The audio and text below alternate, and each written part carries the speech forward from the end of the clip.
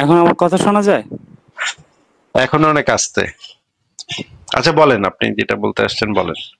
আচ্ছা, আমি বলতে চাচ্ছিলাম যে এই যে আহ, যারা একটু ওয়াজ করে, মাহফিল টাফিল করে, তারা যে সব কথাবার্তা বলে যে কেয়ামতের দিন আল্লাহ তাআলা বলতেছেন বান্দার গায়ে হাত রেখে যে এটা করব, বা কেয়ামতের দিন, বা পুলসিরাতের দিন এটা হইতেছে বা ওইটা হইতেছে, ও এটা বলতেছে ওইটা বলতেছে, কোট করে বলতেছে তারা, মানে যে ঠিক এইভাবে বলতেছে আল্লাহ বলতেছেন যে বান্দা তুমি এরকম করো না, বা এরকম একটা ব্যাপার। আপনি কি বুঝতে পারতেছেন আমার কথাটা? হ্যাঁ, এবার প্রশ্নটা করেন, তাহলে প্রশ্নটা বলেন। হ্যাঁ, তো প্রশ্নটা এগুলা মানে কিভাবে বলে ভবিষ্যতের জিনিস বা কিয়ামতে কি হইলো না হইলো সেটা, মানে ওনারা আলোচনা করতেছেন ও, কিভাবে? এগুলা কোরআন হাদিসে লেখা আছে ভাই। কিয়ামতে কি কি হবে না না হবে সবই লেখা আছে ভাই। আল্লাহ সবই আগে থেকে জানে, সব আগে থেকে ফিক্স করা ভাই। সবকিছু আগে থেকে নির্ধারিত।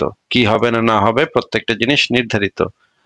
কোনো তাও কিছুই তাও আবার সে পরীক্ষা নিতে পাঠাইছে। না, ওইটা হুদাহুদি পরীক্ষা আর কি, ফাইজলামি আর কি। আচ্ছা, তাকদিরে যেই যা যা ঘটবে সৃষ্টির শুরু থেকে শেষ পর্যন্ত যা যা ঘটবে সেগুলো একদম সম্পূর্ণ পুঙ্খানুপুঙ্খ ভাবে নির্ধারিত। এটার এক বিন্দু এদিক সেদিক হবে না। আচ্ছা। আর ভাই, আপনার কাছে একটা প্রশ্ন আছে, যেটা আপনার অনেক অনেক লাইভ বা অনেক এপিসোড শুনে আমি যেটা শুনেছি সেটা আল্লাহর নাকি দুইটাই ডান হাত। এটা আপনি বলছেন অনেকবার। সো হ্যাঁ, এটা একটু দেখতে আল্লাহ চাচ্ছিলাম পাকের আর বডি কি। আছে। আল্লাহ পাকের বডি আছে, আল্লাহ এটা পাকের হাত আছে। আমি হাতের ভিতরে কিছু আবার দুইটাই ডান হাত। ঠিক আছে, জি, আমরা এটা তাহলে একটু দেখি। দেখতে চাচ্ছিলাম আর কি, একটু স্ক্রিনশট রাখতাম তো, একজনকে দেখাইতাম তো, এই জিনিসটা একটু যদি দেখাইতেন। আচ্ছা ঠিক আছে, প্রথমে আমরা দেখি যে আল্লাহ পাকের যে হাত আছে সেটা আমরা একটু দেখে নিই। দেখেন, সেটি হচ্ছে বলেছেন, কেউ আল্লাহর কোনো সিফাতকে অস্বীকার না করে যদি ব্যাখ্যা করে তাহলে কি তা কুফরি হবে? যেমন আল্লাহর হাতকে কুদরতি হাত বলা, শেষ রাতে অবতরণকে রহমত নাজিল হওয়া বলা ইত্যাদি। আপনি আকিদার একটা সূক্ষ্ম বিষয় নিয়ে প্রশ্ন করেছেন। আমাদের অনেকে মনে করে যে আকিদার এই সূক্ষ্ম বিষয় নিয়ে কথা বলা উচিত নয়, কিন্তু আসলে এই যে কথা বলা উচিত নয়, কথাটি ঠিক নয়। আকিদার এই বিষয়গুলো কোরআন এবং হাদিস আমাদের কাছে অত্যন্ত স্পষ্টভাবে ব্যাখ্যা করেছে। অতএব এই ব্যাখ্যা দীর্ঘদিন যদি আমাদের মধ্যে অনুপস্থিত থাকে, কিন্তু আমাদের সালাফ সাহাবায়ে কেরাম থেকে আরম্ভ করে সবাই উল্লেখ করেছেন, তাদের সুনির্দিষ্ট এখানে বক্তব্য আছে, আহলুস সুন্নাহ ওয়াল জামাতের সুনির্দিষ্ট অত্যন্ত প্রাঞ্জল এবং স্পষ্ট বক্তব্য আছে। অতএব এই আলোচনাগুলো আসলে কখনো ফিতনার আলোচনা নয়, এবং এই আলোচনাগুলো অপ্রয়োজনীয় আলোচনাও নয়। কারণ আল্লাহ সম্পর্কিত আমাদের আকিদা ক্রিস্টাল ক্লিয়ার হতে হবে, একদমই স্বচ্ছ, পরিচ্ছন্ন, পরিষ্কার হতে হবে। সেই দৃষ্টিকোণ থেকে আপনি যে প্রশ্নটা করেছেন সেজন্য আমি আপনাকে ধন্যবাদ জানাই। এবং আমি প্রথমেই বলে নিতে চাচ্ছি যে আহলুস সুন্নাহ ওয়াল জামাআহ যাদের শিরোভাগেই আছেন সাহাবায়ে কেরাম রিদওয়ানুল্লাহি আলাইহিম আজমাইন, এবং তাদের সত্যিকারের অনুসারী তাবেউন এবং আতবাউত তাবেঈন এবং আইম্মাতুল হুদা, যার মধ্যে আছেন সকল মুহাদ্দিসিনে কেরাম এবং তাবেঈন বা তাদের সত্যিকার অনুসারী বড় বড় ইমাম এবং চার ইমাম, বিশেষ করে ইমাম আবু হানিফা রাহিমাহুল্লাহ, ইমাম মালিক, ইমাম শাফিঈ, ইমাম আহমদ ইবনে হাম্বল রাহিমাহুল্লাহ, ইমাম বুখারী, ইমাম মুসলিম সহ প্রখ্যাত সকল মুহাদ্দিস যারা আহলে সুন্নাহ ওয়াল জামাতের মূল তরিকার উপর ছিলেন, তারা প্রত্যেকেই বলেছেন ইয়াদ দ্বারা এখানে আলিয়াদ আল হাকিকিয়াহ, আলিয়াদ আল হাকিকি, আল্লাহ দ্বারা হাতি বুঝিয়েছেন, অন্য কিছু না। আল্লাহ হাত দ্বারা হাতি বুঝিয়েছে, কিন্তু আল্লাহর হাত আল্লাহর সাথে যেভাবে সঙ্গতিপূর্ণ সেরকম আল্লাহর হাত সৃষ্টির কারো হাতের মতো নয়। কারণ আল্লাহ তাআলা বলছেন লাইসা কামিথলিহি শাইউন ওয়া হুয়াস সামিউল বাসীর, তার মতো কোনো কিছুই নয়, কোনো কিছু আল্লাহর মতো নয়। আল্লাহর হাত আছে, কিন্তু সে হাতটা সৃষ্টির কারো মতো নয়, না কোনো মানুষের হাতের মতো, না কোনো অন্য প্রাণীর হাতের মতো, ইত্যাদি। অতএব আল্লাহর হাতকে নিজের ইচ্ছা মতো কাইফিয়ত দেওয়া যাবে না, শেপিং দেওয়া যাবে না, কারণ সেই নলেজটা তো আল্লাহ এবং তার রাসূল সাল্লাল্লাহু আলাইহি ওয়াসাল্লাম আমাদেরকে দেননি। কিন্তু হাত কথাটা তো স্পষ্ট। হাত কথা বলে তো আমরা এরোপ্লেন বুঝবো না, হাত কথা বললে পাও বুঝবো না, হাত কথা বলে লাইটও বুঝবো না, অথবা কোনো ইকুইপমেন্ট বুঝবো না, হাত বললে হাতই বুঝবো। এটাই হচ্ছে হাকিকি অর্থের কথা। তাহলে আল্লাহর হাত আছে প্রকৃত অর্থে, এটাই হচ্ছে আহলুস সুন্নাহ ওয়াল জামাতের সর্বকালের সবার আকীদা। ইমাম আবু হানিফা রাহিমাহুল্লাহ এই বিষয়গুলো খুবই স্পষ্ট করেছেন তার আল ফিকহুল আকবার গ্রন্থে। অতএব আল্লাহর হাতের ব্যাখ্যা এখানে কুদরতি হাত অথবা আল্লাহর রহমত বা আল্লাহর ক্ষমতা এটা বলা যাবে না। কারণটা কি? কারণ আপনি যখনই কুদরতি হাত বলবেন তখন হাকিকি হাতটাকে আপনি অস্বীকার করছেন অথবা বাতিল করে দিচ্ছেন। আপনি যখন বলবেন যে না আল্লাহর হাত না, এখানে রহমত বোঝানোর উদ্দেশ্যে, দলিলটা কি? আপনি যে অরিজিনাল প্রকৃত অর্থটাকে অস্বীকার করলেন কোন এভিডেন্সের ভিত্তিতে? নাকি আপনার মন বলেছে তাই? কোরআনের ব্যাখ্যা তো মন গড়া ব্যাখ্যা করা যাবে না, কোরআনের ব্যাখ্যা হতে হবে কোরআন দিয়ে অথবা হাদিস দিয়ে, নবী সাল্লাল্লাহু আলাইহি সাল্লামের কোনো বক্তব্য দিয়ে অথবা তার কোনো ব্যাখ্যা দিয়ে কোরআনের ব্যাখ্যা করতে হবে। নিজের ইচ্ছা মতো নিজের যুক্তি অথবা বিভিন্ন ফিলসফি থেকে প্রভাবিত হয়ে সেই ফিলসফির আলোকে, বিভিন্ন সংশয়বাদের চিন্তাভাবনার আলোকে আপনি তাবিল করবেন, ব্যাখ্যা করবেন, সেটা তো গ্রহণযোগ্য নয়।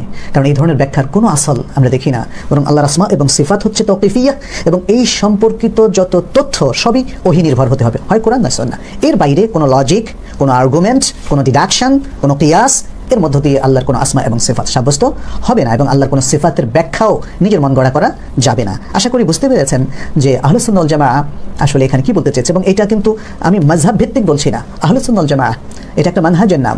এই মানহাজের ভিতরে লক্ষ লক্ষ উলামায়ে কেরাম ছিলেন, সাহাবায়ে কেরাম ছিলেন, তাদের সবারই মানহাজ হচ্ছে এইটা। যারা পড়াশোনা করবেন তারা বুঝবেন। পরবর্তীতে যারা তাবিল করেছেন, এই যে যেমন আপনি কুদরতি হাতের কথা বলেছেন বা আল্লাহর রহমত দিয়ে তার ইয়াদকে ব্যাখ্যা করেছেন, এই ব্যাখ্যাগুলো যারা ইলমুল কালাম এবং ফালসাফা, দর্শন শাস্ত্র, গ্রিক দর্শন, ভারতীয় দর্শন, রোমান দর্শন, এগুলো যারা অধ্যয়ন করেছেন, এগুলো তারা প্রভাবিত হয়ে সংশয়বাদী হয়ে পড়েছেন, বিভিন্ন রকম লজিক তারা এবং কাল্পনিক যুক্তি তারা উপস্থাপন করেছেন, তখন তাদের কাছে মনে হচ্ছে যে আল্লাহর ইয়াদে হাকিকি, প্রকৃত হাত, এটা তো হয় না, এটা হলে তো সৃষ্টির সাথে মিল হয়ে যায়। অতএব এটাকে বাদ দিয়ে এমন একটা ব্যাখ্যা যাওয়া উচিত যে ব্যাখ্যাটায় আমাদের দিলটা শান্ত হয়। এটা কোনো যুক্তি নয়, এটা কোনো দলিল নির্ভর কথা নয়। অতএব কেউ যদি আল্লাহর এই সিফাতকে অপব্যাখ্যা করে, এই জন্য আল্লাহর কোনো সিফাতকে তার হাকিকি অর্থ থেকে যদি কেউ তাবিল করেন, এই তাবিলটা হচ্ছে তাউইলুন ফাসিদ, এবং এটাকে বলা হয় অপব্যাখ্যা। এই অপব্যাখ্যা এটা আসলে কুফুরিরই নামান্তর। তবে মানে এখানে একটা ছোট্ট তবে আছে। শেখুল ইসলাম ইবনে তাইমিয়া রাহিমাহুল্লাহ তিনি অত্যন্ত ইনসাফ ভিত্তিক গবেষণা করতেন এবং মানুষের উপর হুকুম লাগাতেন। তিনি বলেছেন, যেমন আশআরী কিংবা মাতুরিদি তরিকার যে সমস্ত উলামায়ে কেরাম এই আয়াতুস সিফাহ, মানে সিফাতের কোরআনের আয়াতগুলোকে বা সিফাতের বক্তব্য সম্বলিত কোরআন কিংবা হাদিসগুলোকে যারা তাবিল করেছেন, তিনি তাদেরকে তাকফির করতে নিষেধ করেছেন, অর্থাৎ তারা কাফির হয়ে গেছে এই কথাটা বলতে নিষেধ করেছেন। তাদের তাবিলটা ভুল, কিন্তু তাকফির করা যাবে না, কারণ তাকফির একটা ভিন্ন মাসআলা। তার উপর হুজ্জত কায়েম করে তাকে কাফের হিসাবে, ইসলামের বহির্ভূত হিসাবে ফাতোয়া দেওয়া, এটা সম্পূর্ণ একটা ভিন্ন মাসআলা। এটা উলামায়ে কেরামের জন্য, আমাদের জন্য এটা সাজে না। তবে আমরা বুঝতেই পারছি, কেউ যদি আল্লাহর কোনো সিফাতকে তার প্রকৃত অর্থ প্রদান না করে সেটাকে বাদ দেওয়া মানে তাতিল করা, ইনভ্যালিড করে দেওয়া, এবং এটা সম্ভব নয় বলে ঘোষণা করা, সেই কারণেই সে তাবিলের দিকে যায়। এটা সবচেয়ে বড় একটা উদাহরণ হচ্ছে, যখনই কোনো শব্দের প্রকৃত অর্থ অসম্ভব হয়, তখনই তার রূপক অর্থ জায়েজ হয়। প্রকৃত অর্থ সম্ভব হওয়া অবস্থায় কখনই রূপক অর্থের দিকে যাওয়া যাবে না। যখন আমরা বলি যে এই যে আমার সামনে একটা সিংহ দাঁড়িয়ে আছে, যদি আমি চিড়িয়াখানায় থাকি এবং আমার সামনে সত্যি সিংহ দাঁড়িয়ে থাকে, তখন অন্য কেউ যদি বলে যে এখানে সিংহ মানে হচ্ছে বীর পুরুষ, তাহলে গ্রহণযোগ্য না, কারণ আমি তো সিংহকেই, প্রকৃত সিংহকে ইন্ডিকেট করছি। অতএব এই ব্যাখ্যাটা পৃথিবীর কেউ গ্রহণ করবে না। কিন্তু যখন আমি আমার সামনে একজন ব্যক্তি, যেমন যার নাম নাবিল, অত্যন্ত বীর পুরুষ টাইপের, বলি যে আমার সামনে একজন সিংহ দাঁড়িয়ে আছে, তখন সবাই এদিক ওদিক তাকাবে, দেখবে যে সত্যিকার কোনো সিংহ নাই, আছে সিংহের মতো একজন বীর পুরুষ। তখন তারা বলবে যে এটা রূপক অর্থে। হ্যাঁ, এটা মানুষের আচরণ বিধিতে এই ধরনের রূপক অর্থ ব্যবহৃত হতে পারে, এটাই বিশুদ্ধ কথা। কিন্তু আয়াতুস সিফাতের ক্ষেত্রে কোনো রূপক অর্থ ব্যবহৃত হবে না, কারণ এখানে যে আল্লাহর যে সিফাতগুলো এখানে এসেছে, সেগুলো যে প্রকৃত অর্থে অসম্ভব, এটা আপনাকে কে জানালো? কেউ জানালো না। আর আমাদের সালাফে সালেহিন সবাই প্রকৃত অর্থে ব্যবহার করেছেন। এখন কি পরবর্তী 200, 300, 500 বছর পরে কারো কাছে কি ওহী নাযিল হয়েছে যে ওহীর ভিত্তিতে তারা জানতে পেরেছেন যে এই সিফাতগুলো হাকিকি অর্থে নয়, বরং এগুলোকে রূপক অর্থে তাওয়িল করতে হবে, কারণ হাকিকি অর্থ অসম্ভব? এটা কি তাহলে তারা কোনো ওহীর মারফত জানতে পেরেছেন?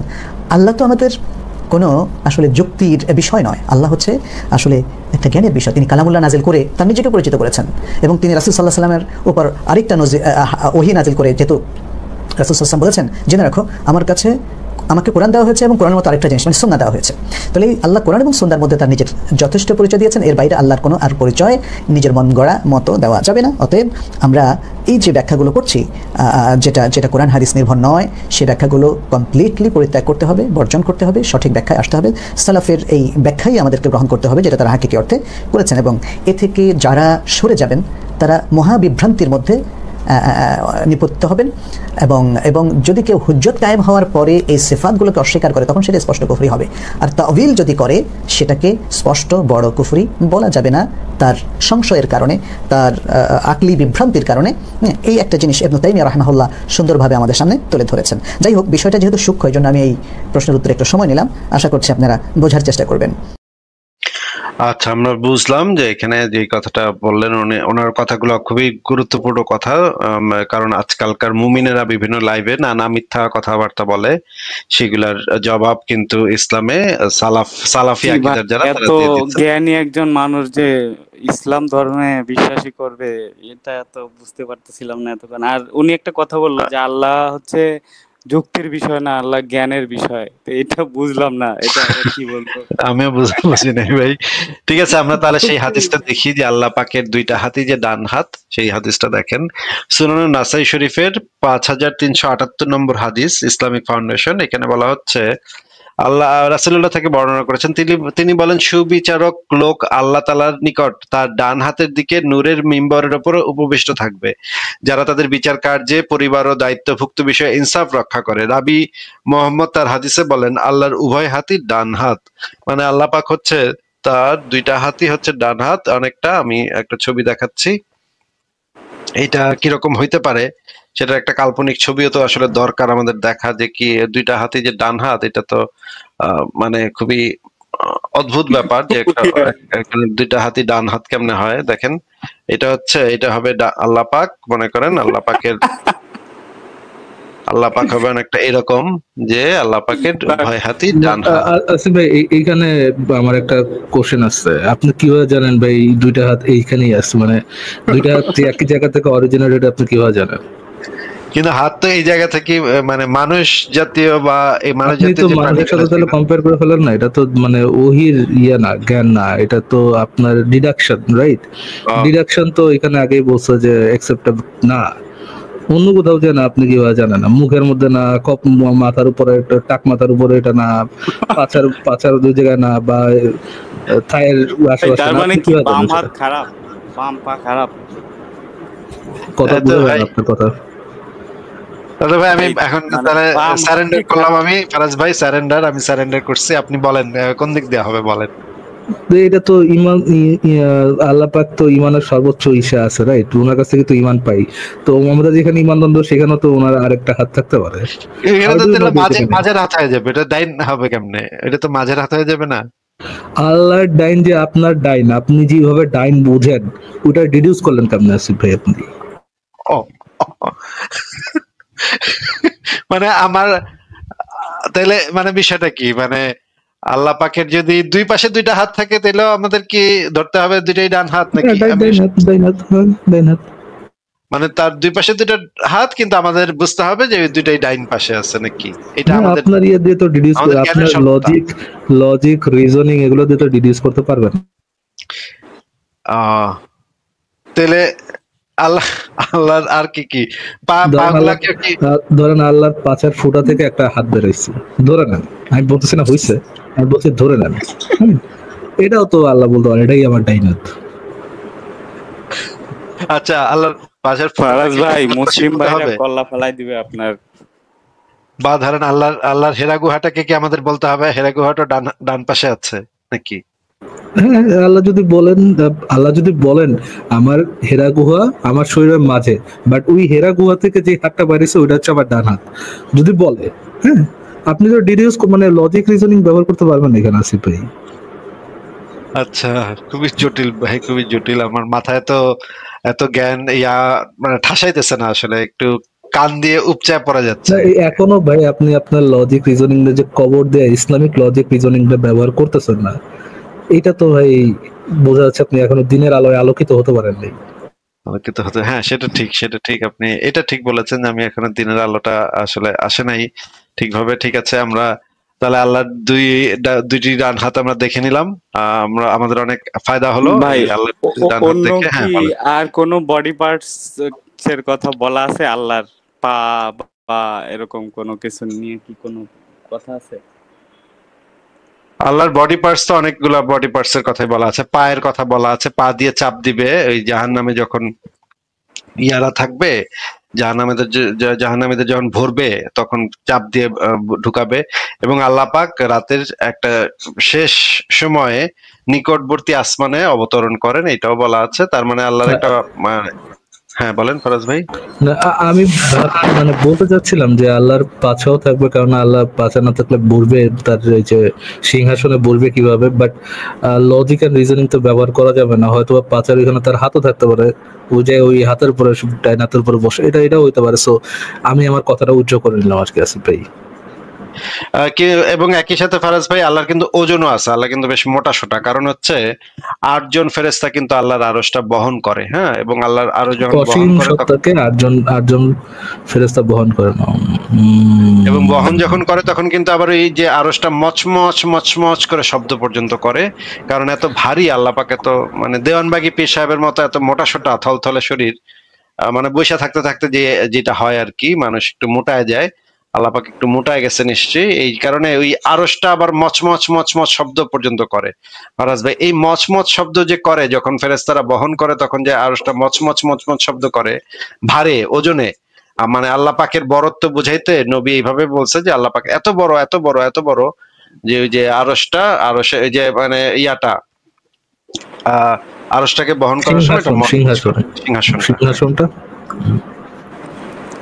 তো আমরা কি সেই জিনিসগুলো একটু দেখবো যে আল্লাহর পাকের আরশ যে মচমচ মচমচ করে, সেটাও তো একটু দেখার দরকার আমাদের, আমরা একটু দেখে নিই তাহলে। সেটাও ইম্পর্টেন্ট, এগুলা জানা আমাদের জ্ঞানের জন্য অনেক ইম্পর্টেন্ট, আমাদের জ্ঞান বাড়ে এগুলাতে। যদিও আমরা বিশ্বাস করতে হয়, মানে দেখা মাত্র বিশ্বাস করতে হয়, আমাদের কোনো যুক্তি এখানে ব্যবহৃত হবে না, যুক্তিকে আমরা ব্যবহার করব না, ঠিক আছে। আল বিদা ওয়ান নিহায়া গ্রন্থ থেকে প্রথমে দেখি, এটা হচ্ছে প্রথম খণ্ড পৃষ্ঠা 55, এখানে যে জিনিসটা বলা আছে। ভাই আমি তো রেকর্ড করতে পারবো তাই না? হ্যাঁ হ্যাঁ অবশ্যই রেকর্ড করতে পারবে। জনৈক বেদুইন একদা রাসূলুল্লাহর দরবারে এসে বলল, হে আল্লাহর রাসূল, মানুষগুলো সংকটে পড়ে গেছে ইত্যাদি ইত্যাদি, দেখেন পরিবার পরিজন অনাহারে দিনপাত করছে এবং ধন সম্পদ ও গবাদি পশুগুলো ধ্বংস হয়ে গেছে। অতএব ফারাজ ভাই এই জিনিসটা আপনি একটু খেয়াল করে শুনেন, যে একজন বেদুইন এসে মোহাম্মদকে এগুলা বলতেছে, দেখো খুব খারাপ অবস্থা, দুর্ভিক্ষ লাগিয়ে গেছে, পরিবার পরিজন নিয়ে, এই যে এটা হচ্ছে মক্কার একদম শেষ সময়ের কথা, হ্যাঁ, গবাদি পশুগুলো ধ্বংস হয়ে গেছে, অতএব আপনি আল্লাহর নিকট আমাদের জন্য বৃষ্টির দোয়া করুন, আমরা আপনাকে উসিলা দিয়ে আল্লাহর নিকট এবং আল্লাহর উসিলা দিয়ে আপনার নিকট সাহায্য প্রার্থনা করছি। এই কথা শুনে রাসূলুল্লাহ বললেন, খুব চেতা গেলেন আর কি, বলেন, ধিক তোমাকে, তুমি কি বুঝতে পারছো কি বলছো? এই বলে রাসূলুল্লাহ অনবরত আল্লাহর পবিত্রতা বর্ণনা করতে থাকেন, এমনকি সাহাবীগণের মুখমণ্ডলে তার প্রভাব পরিলক্ষিত হয়। বুঝিনি। হে আল্লাহর রাসূল, মানুষগুলো সংকটে পড়ে গেছে, পরিবার পরিজন অনাহারের দিনপাত করছে, ধন সম্পদ ও গবাদি পশুগুলো ধ্বংস হয়ে যাচ্ছে, মানে এক ধরনের দুর্ভিক্ষ লেগে গেছে হে রাসূল। অতএব আপনি আল্লাহর নিকট আমাদের জন্য বৃষ্টির দোয়া করুন, মানে আল্লাহর কাছে বৃষ্টির জন্য দোয়া করুন আল্লাহ রাসূল। আমরা আপনার উসিলা দিয়ে আল্লাহর নিকট এবং আল্লাহর উসিলা দিয়ে আপনার নিকট সাহায্য প্রার্থনা করছি। মানে আল্লাহ মোহাম্মদ মিশে একাকার হয়ে গেছে, এখানে দুজনের উসিলা দিয়ে দুজনের কাছে সাহায্য তারা কি করতেছে, প্রার্থনা করতেছে। ফাইন, এটাও আমি ইগনোর করলাম যে রাসূলের কাছে প্রার্থনা করতেছে, এটাও ইগনোর করলাম। এই কথা শুনে আল্লাহ রাসূল বলল, না রাসূলের কাছে সাহায্য প্রার্থনা করছে, যেন রাসূল আল্লাহর কাছে সেই সাহায্যটা চায়। আমি বুঝছি ভাই, আমি বুঝছি, বাট সাহায্য প্রার্থনা তো দুজনের কাছেই করা হচ্ছে। আমি আল্লাহর নিকট আল্লাহর উসিলা দিয়ে আপনার উসিলা দিয়ে আল্লাহর নিকট এবং আল্লাহর উসিলা দিয়ে আপনার নিকট সাহায্য প্রার্থনা করছি। যা সাহায্য প্রার্থনা দুজনই হচ্ছে, মানে দুজনের দিকে করছে। একজন হচ্ছে তুমি আমার প্রার্থনাটা কবুল করে আল্লাহর কাছে প্রার্থনা করো, তাই তো? এইটাই তো, মানে দুজনের কাছে তো আলটিমেটলি প্রার্থনা আছে আর কি। হ্যাঁ হ্যাঁ হ্যাঁ। তারপর এটা সাইডে রাখলাম, সাইডে রেখে এই কথা শুনে আল্লাহ রাসূল বললেন, ধিক তোমাকে, তুমি কি বুঝতে পারছো তুমি কি বলছো? এই বলে আল্লাহ তাআলা পবিত্রতা বর্ণনা করা শুরু করলেন। কেন রে ভাই? মানে আল্লাহর কাছে সাহায্য প্রার্থনা করার জন্য নবীরে বলছে, নবী খেপে গিয়ে বলছে যে ধিক তুমি খুব খারাপ কাজ করে ফেলাইছো। হ্যাঁ দেখেন খুব চেতে গেছে, এখন দেখেন আবারও বলতেছে, অর্থাৎ ধিক তোমাকে, আল্লাহর উসিলা দিয়ে তার সৃষ্টির কারো সাহায্য প্রার্থনা করা চলে না, আল্লাহর শান অনেক ঊর্ধ্বে, ধিক তোমাকে, মানে অনেকবার ধিক ধিক ধিক বইলা বলতেছে, তুমি কেন আমার কাছে সাহায্য চাইছো? এটা তো হতেই পারে না। তোমার কি জানা নেই যে আল্লাহর আরশ তার আকাশসমূহের উপরে এভাবে আছে বলে তিনি আঙ্গুলি সমূহ দ্বারা ইশারা করে গম্বুজের মতো করে দেখান। তারপর বললেন, বাহন তার আরোহীর ভারে যেমন মচমচ করে ওঠে, আরশও তেমনি মচমচ করে ওঠে। বাহন তার আরোহীর ভারে যেমন মচমচ করে ওঠে, আরশও তেমনি মচমচ করে ওঠে। মানে আল্লাহ কত বড় এবং কত ভারী, কত মোটা সোটা, তার কত ফ্যাট আছে, এই বর্ণনা শুরু করছে এই বেদুইনরা বলা। আল্লাহর পেটটা কত বড়, আল্লাহর পাছা কত বড়, আল্লাহর পাছাতে কত চর্বি, আল্লাহর পেটে কত চর্বি, এইগুলা বলা শুরু করছে যে এই ভারে মচমচ আরশ মচমচ মচমচ করতেছে। ইবনে বাশশারের বর্ণনায় বলেন আল্লাহ আছেন তার আরশের উপর এবং আরশ আছে তার আকাশসমূহের উপর। কিন্তু ফারাজ ভাই, কোথাও ওই যে বৃষ্টি হোক টোক এগুলো নিয়ে কোনো কথা কি আপনি দেখতেছেন? দুর্ভিক্ষ টুর্ভিক্ষ কি নিয়ে আইছিল? বেদুইন বেচারা কি নিয়ে আইছিল? ভাই বেচারা এত সুন্দর সাহায্যের জন্য আসলো, মানে সুন্দর মতো আসছিল যে ভাই আমরা না খায় মরে যেতেছি, আল্লাহর কাছে একটু দোয়া করো, আমরা তোমার হাত পায়ে ধরি, আল্লাহর কাছে একটু দোয়া করো আমাদের জন্য। তোর কত সাহস, তুই আবার হাত পা ধরতেছিস, আল্লাহর কাছে প্রার্থনা করার জন্য আমার হাত পা ধরতেছিস। মামা তো ফান্দে বসছে ভাই, এখন যদি মামা যদি দোয়া করে আর যদি কাম না হয় তাহলে তো কবে আল্লাহ তো তোর গোনায় না, তোমার তো জুচে না মামা তোমার।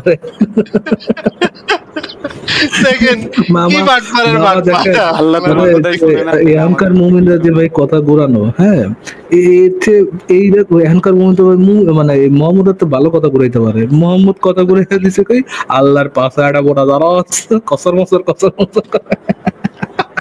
কিনে আইলো আর কিনে ফেরত গেল বেচারা। আইছিল একটু দোয়া করো, আমি খাইতে পারতেছি না, যাই আমার পুরোটা খাইতে পারতেছি না, যাই রাসূলের কাছে দোয়া করতে বলি, বৃষ্টি দিলে কিছু একটা গজানো যাবে। ফেরত হয়েছে পাশে কি আব্বা রাসূল দোয়া করছে না, আল্লাহ রাসূল কইছে আল্লাহর পাশে একটা মোড়া আরো খাইতে পারি নাই তো কি হয়েছে ভাই, দিনের আলোয় আলোকিত হয়েছে আল্লাহ ওজনে, আল্লাহ আরো কসমস করে কসমস করতেছে। এটা শিক্ষা হয়েছি নবীর থেকে।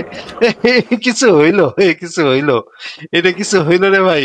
তুই তো প্রার্থনা করবি, নাহলে কবি যে তুই না প্রার্থনা, সরি বেদুইন, প্রার্থনা এখন করতে পারতেছি না, এটা হইব না, আল্লাহ মানবো না, কিছু একটা কবি। তুই তো প্রার্থনা নিয়ে কোনো কথা নাই, আল্লাহর পাশা কত বড়, এটা দিয়ে আমি কি করবো ভাই? আরো মসমস করলে আমার কি? মসমস করতেছে তা আমার কি ভাই?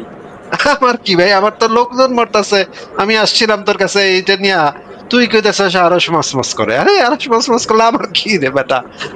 মানে বালের আরস মসমস করলে কি আর ভেঙে গেলে কি আমার? কি একটা কিছু বোঝা গেল না ভাই ফারাজ ভাই। এ তো ভাই বিরাট বিরাট তামাশা। মানে ইসলাম যে আসলে কি, এটা কি আর করবো ভাই। আচ্ছা আসিফ ভাই, আমি একটা জিনিস দেখাই। আচ্ছা সরি, এটা না, একটা জিনিস একটু দেখাতে ইচ্ছা করতেছে আমার, যদিও আগেও দেখাইছি, তারপরও একটু দেখাই। এটা আসিফ একটু স্ক্রিনে আনন্দ হই, মিডিয়া থেকে একটু সরে দেই। আচ্ছা এইখানে কি ভাই আমরা তাহলে কমেন্ট করতে পারবো যে ভাই আল্লাহ, আপনি কি জানেন আল্লাহর পাশা বড় মোটা কসমস করে, এইটা কি এখানে কমেন্ট করলে হয়ে যাবে আসিফ ভাই? এই যে গাদার জন্য সাহায্য পাঠাতে এই আব্দুল্লাহ, সেই আব্দুল্লাহ হচ্ছে কি আপনার টাকা পয়সা দাও, এটার মধ্যে যদি আমরা কমেন্ট করি যে হ্যাঁ হে প্রিন্সেস তুমি কি জানো আল্লাহর পাশা কোনো মোটা, যদি করি তাহলে কি প্রিন্সেস বলবে আপনি মানে ইররিলেভেন্ট কমেন্ট কেন করতেছেন, এরকম কোনো কথা বলবে নাকি? এটা তো ইসলামের আকীদা অনুসারে বলতে পারবে না, আপনার বলতে হবে আল্লাহ অনেক, মানে আরশ কিন্তু অনেক মসমস করতেছে ভাই। তুমি জানো এই যে গম্বুর, আপনি আবার আঙ্গুলগুলা দিয়ে গম্বুজের মতো করে দেখাইবেন যে এই যে আল্লাহর আরশ আকাশের উপরে এইভাবে আছে, এটা যদি এইভাবে বলতে পারেন তাহলে তো এটা একদম ইসলামী ঈমান আকীদা মেনে। আমরা যদি আসিফ ভাই, আপনি আর আমি যদি এখন গাজায় যাই, মানে ঘুরতে বেড়াইতে যাই, হ্যাঁ লোকজন যদি এসে আমাদের সামনে কান্নাকাটি করে খাইতে আসতেছি না, মরে যেতেছি, কয়েকদিন ধরে না খাই আসছি, তাহলে কি ভাই আমাদের বলাটা এটা উচিত হবে? তুমি কি জানো আল্লাহর পাশে কত মোড়া? আর হচ্ছে মসমস করতেছে, তুমি বুঝো না, তুমি কিচ্ছু বুঝো না, তুমি কেন মানে ঠিক তোমাকে এইভাবে আমরা বলতে পারবো। হ্যাঁ এটা তো বলা ঠিক হবে। তাহলে এটাই ইসলাম ভাই। মানে বাটপারটা কি বাটপারে আল্লাহর পাশা মোটা, এটা তো যাচ্ছে না, ঠিক কথা। এর চেয়ে কত মানে উন্নত একটা জ্ঞান পেয়েছেন।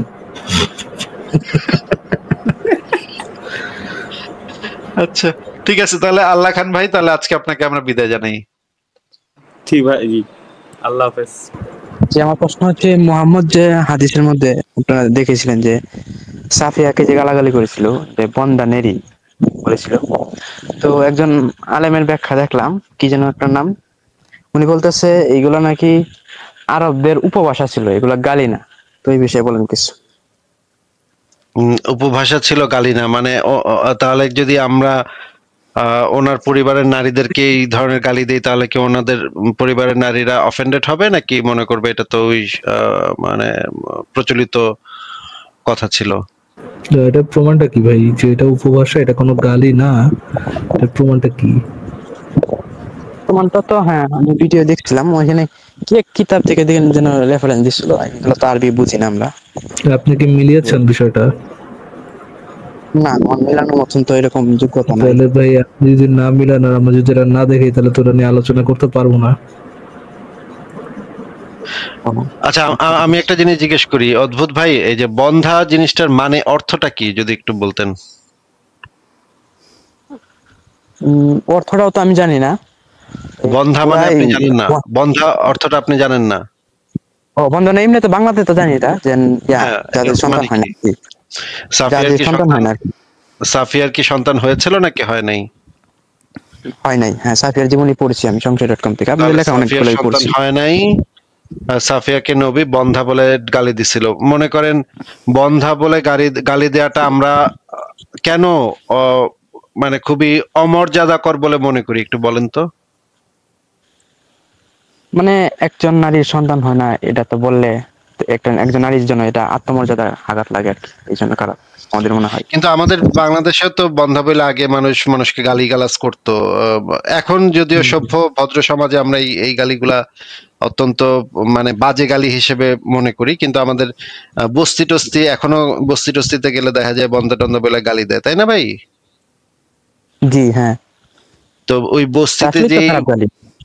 হ্যাঁ, বস্তি টস্তিতে যে দুই মহিলা চুলাচুলি যখন করে বা কলতলায় যখন মানে দুই বেটা যখন মাথা ফাটাফাটি করে, বেটা বেটিরা যখন মাথা ফাটাফাটি করে, ওরা যখন এই ধরনের গালি দেয়, তখন তো আমরা বুঝি যে ওরা অসভ্য, ইতর, ওরা অশিক্ষিত। এই কারণে ওরা এই গালিগুলা দেয়। বা ধরেন দুই রিকশাওয়ালা মারপিট করতেছে, একজন আর একজনের বাপ মা তুলে গালিগালাজ করতেছে, আমরা তো বুঝি যে এটা ওদের কালচার, ওদের কালচারই এই জিনিসটা আছে, নাকি ভাই? এটা তো আমরা বুঝি। ঠিক আছে, হ্যাঁ। এখন যদি কেউ যদি বলে যে ওই সময় কালচারই এটা ছিল যে একজন আরেকজনের বন্ধা গালি দিত, গাইল পারতো, এটা খুবই স্বাভাবিক ব্যাপার ছিল ওই সময়, তাহলে তো তারা আসলে মিন করতেছে যে ওই সময় সবাই এই রকমের বস্তি টাইপের অসভ্য ইতর ছিল। নবী মোহাম্মদও সেইখানে পার্টিসিপেট করছে। নবী মোহাম্মদ তো সেখানে এমন তো না যে সে মানে বলে নাই, মুখ দিয়ে বলে নাই কথাটা। ওই সময় যে মানে বস্তি টাইপের কালচার ছিল, সেই কালচারের ভিতরে নবী মোহাম্মদও ইনক্লুডেড ছিল, নাকি? তাদের মানে কনক্লুশনটা তো ওইটাই হয় তাদের। তাহলে তাদের এই ব্যাখ্যাটা দিয়ে তো খুব একটা বেশি উপকার হইতেছে বলে আমার মনে হইতেছে না। এই ব্যাখ্যাটা যদি আমরা সত্যিও ধরে নিই, তারপরেও তো আমাদের ধরতে হবে যে ওই সময় এত বস্তি টাইপের লোকজন ছিল ওই অঞ্চলে, বস্তি খাটা, অশিক্ষিত, মূর্খ, গোয়ার, অসভ্য ইতর ছিল। নবী মোহাম্মদও সেটার ভিতরে একজন অংশ ছিল। এটাই তো আমাদের বুঝতে হবে, তাই না? হ্যাঁ, এটাই কনক্লুশন। এই রকমের নবীকে তো আমরা আমাদের সভ্য সমাজে একজন অনুকরণীয় আদর্শ হিসেবে গ্রহণ করতে পারি না, নাকি? হ্যাঁ, তাই ঠিক। মানে ওরা আমি দেখলাম প্রত্যেকটা বিষয় মানে গুজামে বলে দেয়। মনে করেন বাংলাদেশের বেশিরভাগ পুলিশই তো ঘুষ নেয়, তাই না? এখন যদি একজন পুলিশ যদি ঘুষ নিয়ে বলে যে ভাই আমাকে পুলিশ ডিপার্টমেন্টে তো সবাই ঘুষ নিতেছে, আমি আমার একলা দোষ দিতেছেন কেন, তাহলে তো তাকে কি আমরা ঘুষখোর বলতে পারবো নাকি বলতে পারবো না? হ্যাঁ, অবশ্যই তাকে তো ঘুষখোর বলা যায়। তো মোহাম্মদের সময় যদি সবাই যদি এই গালিও দিত, এটাও যদি আমরা জানতে পারি যে সবাই গালি দিত, তাতেও তো মোহাম্মদের এই খারাপ গালিটা তো ভালো গালিতে পরিণত হচ্ছে না। সবাই দিলেও তো এটা খারাপই থাকে, নাকি? হ্যাঁ, মানে খারাপ কাজটা তো মানে সবাই করলেও সেটা খারাপই। এবং এটা তো একটা অত্যন্ত অমর্যাদাকর একটা কথা যে একজন মানুষের বাচ্চা কাচ্চা যদি না হয়, তাকে এটা নিয়ে খোঁটা দেয়া, তাকে এটা নিয়ে। আচ্ছা ভাই, আপনি কি জানেন যে এই গালিটা মোহাম্মদ মানে সাফিয়াকে যে দিছিল, সেটা কেন দিছিল, সেটা কি জানেন? জি, হ্যাঁ, হাদিসটা পড়ছিলাম, মানে কুয়েক এই যে হজের সময় সম্ভবত মানে কোথায় বের হয়েছিল এই সময় ওনার পিরিয়ড সম্ভবত শুরু হয়ে গেছিল, তারপরও হয়তো বা এরকম বলছিল। মানে সেই খেয়াল সময় নাই। হজ করতে গেছিল মোহাম্মদ, দুই বিবির সাথে নিয়ে গেছিল, আয়েশারে নিয়ে গেছিল আর সাফিয়ারে নিয়ে গেছিল। সেই সময় আয়েশার প্রথম পিরিয়ড শুরু হয়। এখন আয়েশার পিরিয়ড হওয়ার কারণে মোহাম্মদ তার সাথে কিছু করতে পারতেছিল না, এন্ড ডাকছে সাফিয়ারে করবে। সাফিয়ারে ডাকছে, সাফিয়া এসে বলে, সাফিয়া এসে বলতেছে যে তারও নাকি পিরিয়ড হয়ে গেছে। হ্যাঁ, এখন এই কথা শুনে তো নবীর গেছে মাথা নষ্ট হয়ে, যে দুই বিবিরে আনছি, দুই বিবিরই নাকি একসাথে পিরিয়ড, এখন মানে কর্মকার সাথে। এই সময় নবী চেইতা মেইতা সাফিয়ারে বলছে বন্ধানেরই, এইগুলা গালিগালাজ করছে। মানে তা সে যে করতে পারলো না, মানে লাগাইতে পারলো না আর কি, এই জন্য সে সাফিয়াকে এই গালিটা দিছে। And এইটা আমি আপনাকে দেখাইতে পারবো যে এই ঘটনাটা যে ঘটছে, ঘটনা যে এইটাই। যদি সাথে আরো 2টা বিবি থাকতো তাহলে নবীর এই কষ্টটা হতো। দেখালে একটু ভালো হয় আর কি। নবীর কত কষ্ট হয়েছে ফারাজ ভাই, চিন্তা করেন। আসাদ ভাই আপনারা চিন্তা করেন যে এতগুলা বিবি, নবী 2টা বিবিরে নিয়ে আসছে, 2টারই একসাথে পিরিয়ড। চিন্তা করছেন এটা কেমন কথা? প্যাকেজ দিলে খারাপ হয়ে গেছে, চিন্তা করেন ইয়ে ভাই, 2টা প্যাকেজ নিয়ে আসছে, 2 প্যাকেজই একসাথে। মনে করেন আপনি সিনেমা হলে বসছেন, হ্যাঁ, একটা সিঙ্গারা নিছেন, একটা সমোসা নিছেন, 2টাতেই গন্ধ বাইরে, আপনার কি এতে খারাপ লাগবে না? 2টাই দিলে বাসি, 2টাই আপনি খেতে পারতেছেন না। আমরা না হয় কনফার্ম জাহান্নামী, কিন্তু যারা জান্নাত জাহান্নামের মাঝামাঝি ঝুলে আছেন, যেমন মুফতি ইমরান বিন বশির বা হাফেজ এনাম, তারা কেমন এটা নিয়ে মন্তব্য করবেন এটা একটু দেখি আমরা। মুফতি এনাম ভাইরে আমি বলছিলাম যুক্ত হইতে, উনি বোধহয় আছেন ব্যাক স্টেজে, তাহলে ওনারও একটু মতামত শুনি। এনামুল, হাফেজ এনামুল। আচ্ছা আচ্ছা, হ্যাঁ। এনামুল ভাই কি অবস্থা? এনামুল ভাই কেমন আছেন? আসসালামু আলাইকুম। ওয়ালাইকুম আসসালাম ইয়া রাহমাতুল্লাহ। সবাইকে সালাম। কেমন আছেন সবাই?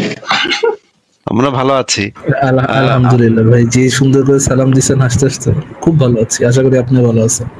আমি অনেকক্ষণ ধরে এখানে অপেক্ষা করছিলাম আসাদ ভাই বলার আগেও, তো আমি আপনাদের লাইভ শুনছিলাম এবং ইমরান ভাইকে বললাম যে যুক্ত হইবা কিনা, ওনারা গল্প করতে আছে, আসাদ ভাই আছে এখানে। এনামুল সাহেব, আপনি যেভাবে 3 দিক থেকে লাইট মেরে ছবি তুলছেন, হ্যাঁ, এখন আর যেহেতু দাড়ির বহার দেখা যাচ্ছে না পিছের মধ্যে, হ্যাঁ, আমি তো মনে করি এটা হচ্ছে অ্যাকচুয়াল রিয়েল কোনো হাফেজ টাফেজ, এটা তো মনে হয়নি, কিন্তু ফেক নাম দেখে যুক্ত হয়েছে। আচ্ছা আচ্ছা, পরবর্তীতে ভাবলাম যে ঢুকি দেখি কি অবস্থা। আমি ঢুকার সাথে সাথে দেখলাম আসাদ ভাই মেসেজ দিয়েছিল। পরবর্তী আমি ভাবলাম যে আমি তো অনেকক্ষণ আগে থেকে এখানে বসে আছি, আপনাদের কথা শুনছি, ব্যাক স্টেজে আছি এখানে। সেটা আপনার নামের সাথে আপনার ছবির মিল নেই আসলে, বুঝছেন না, আপনার ছবিটা আপনার নামের সাথে মিলাইতে গেলে বেশি স্মার্ট ছবি হয়ে গেছে। আমরা আসলে বুঝতে পারি নাই যে আপনি যে হাফিজ এনামুল ভাই আমাদের, আমি আসলে বুঝতে পারি নাই, এই জন্য আপনি।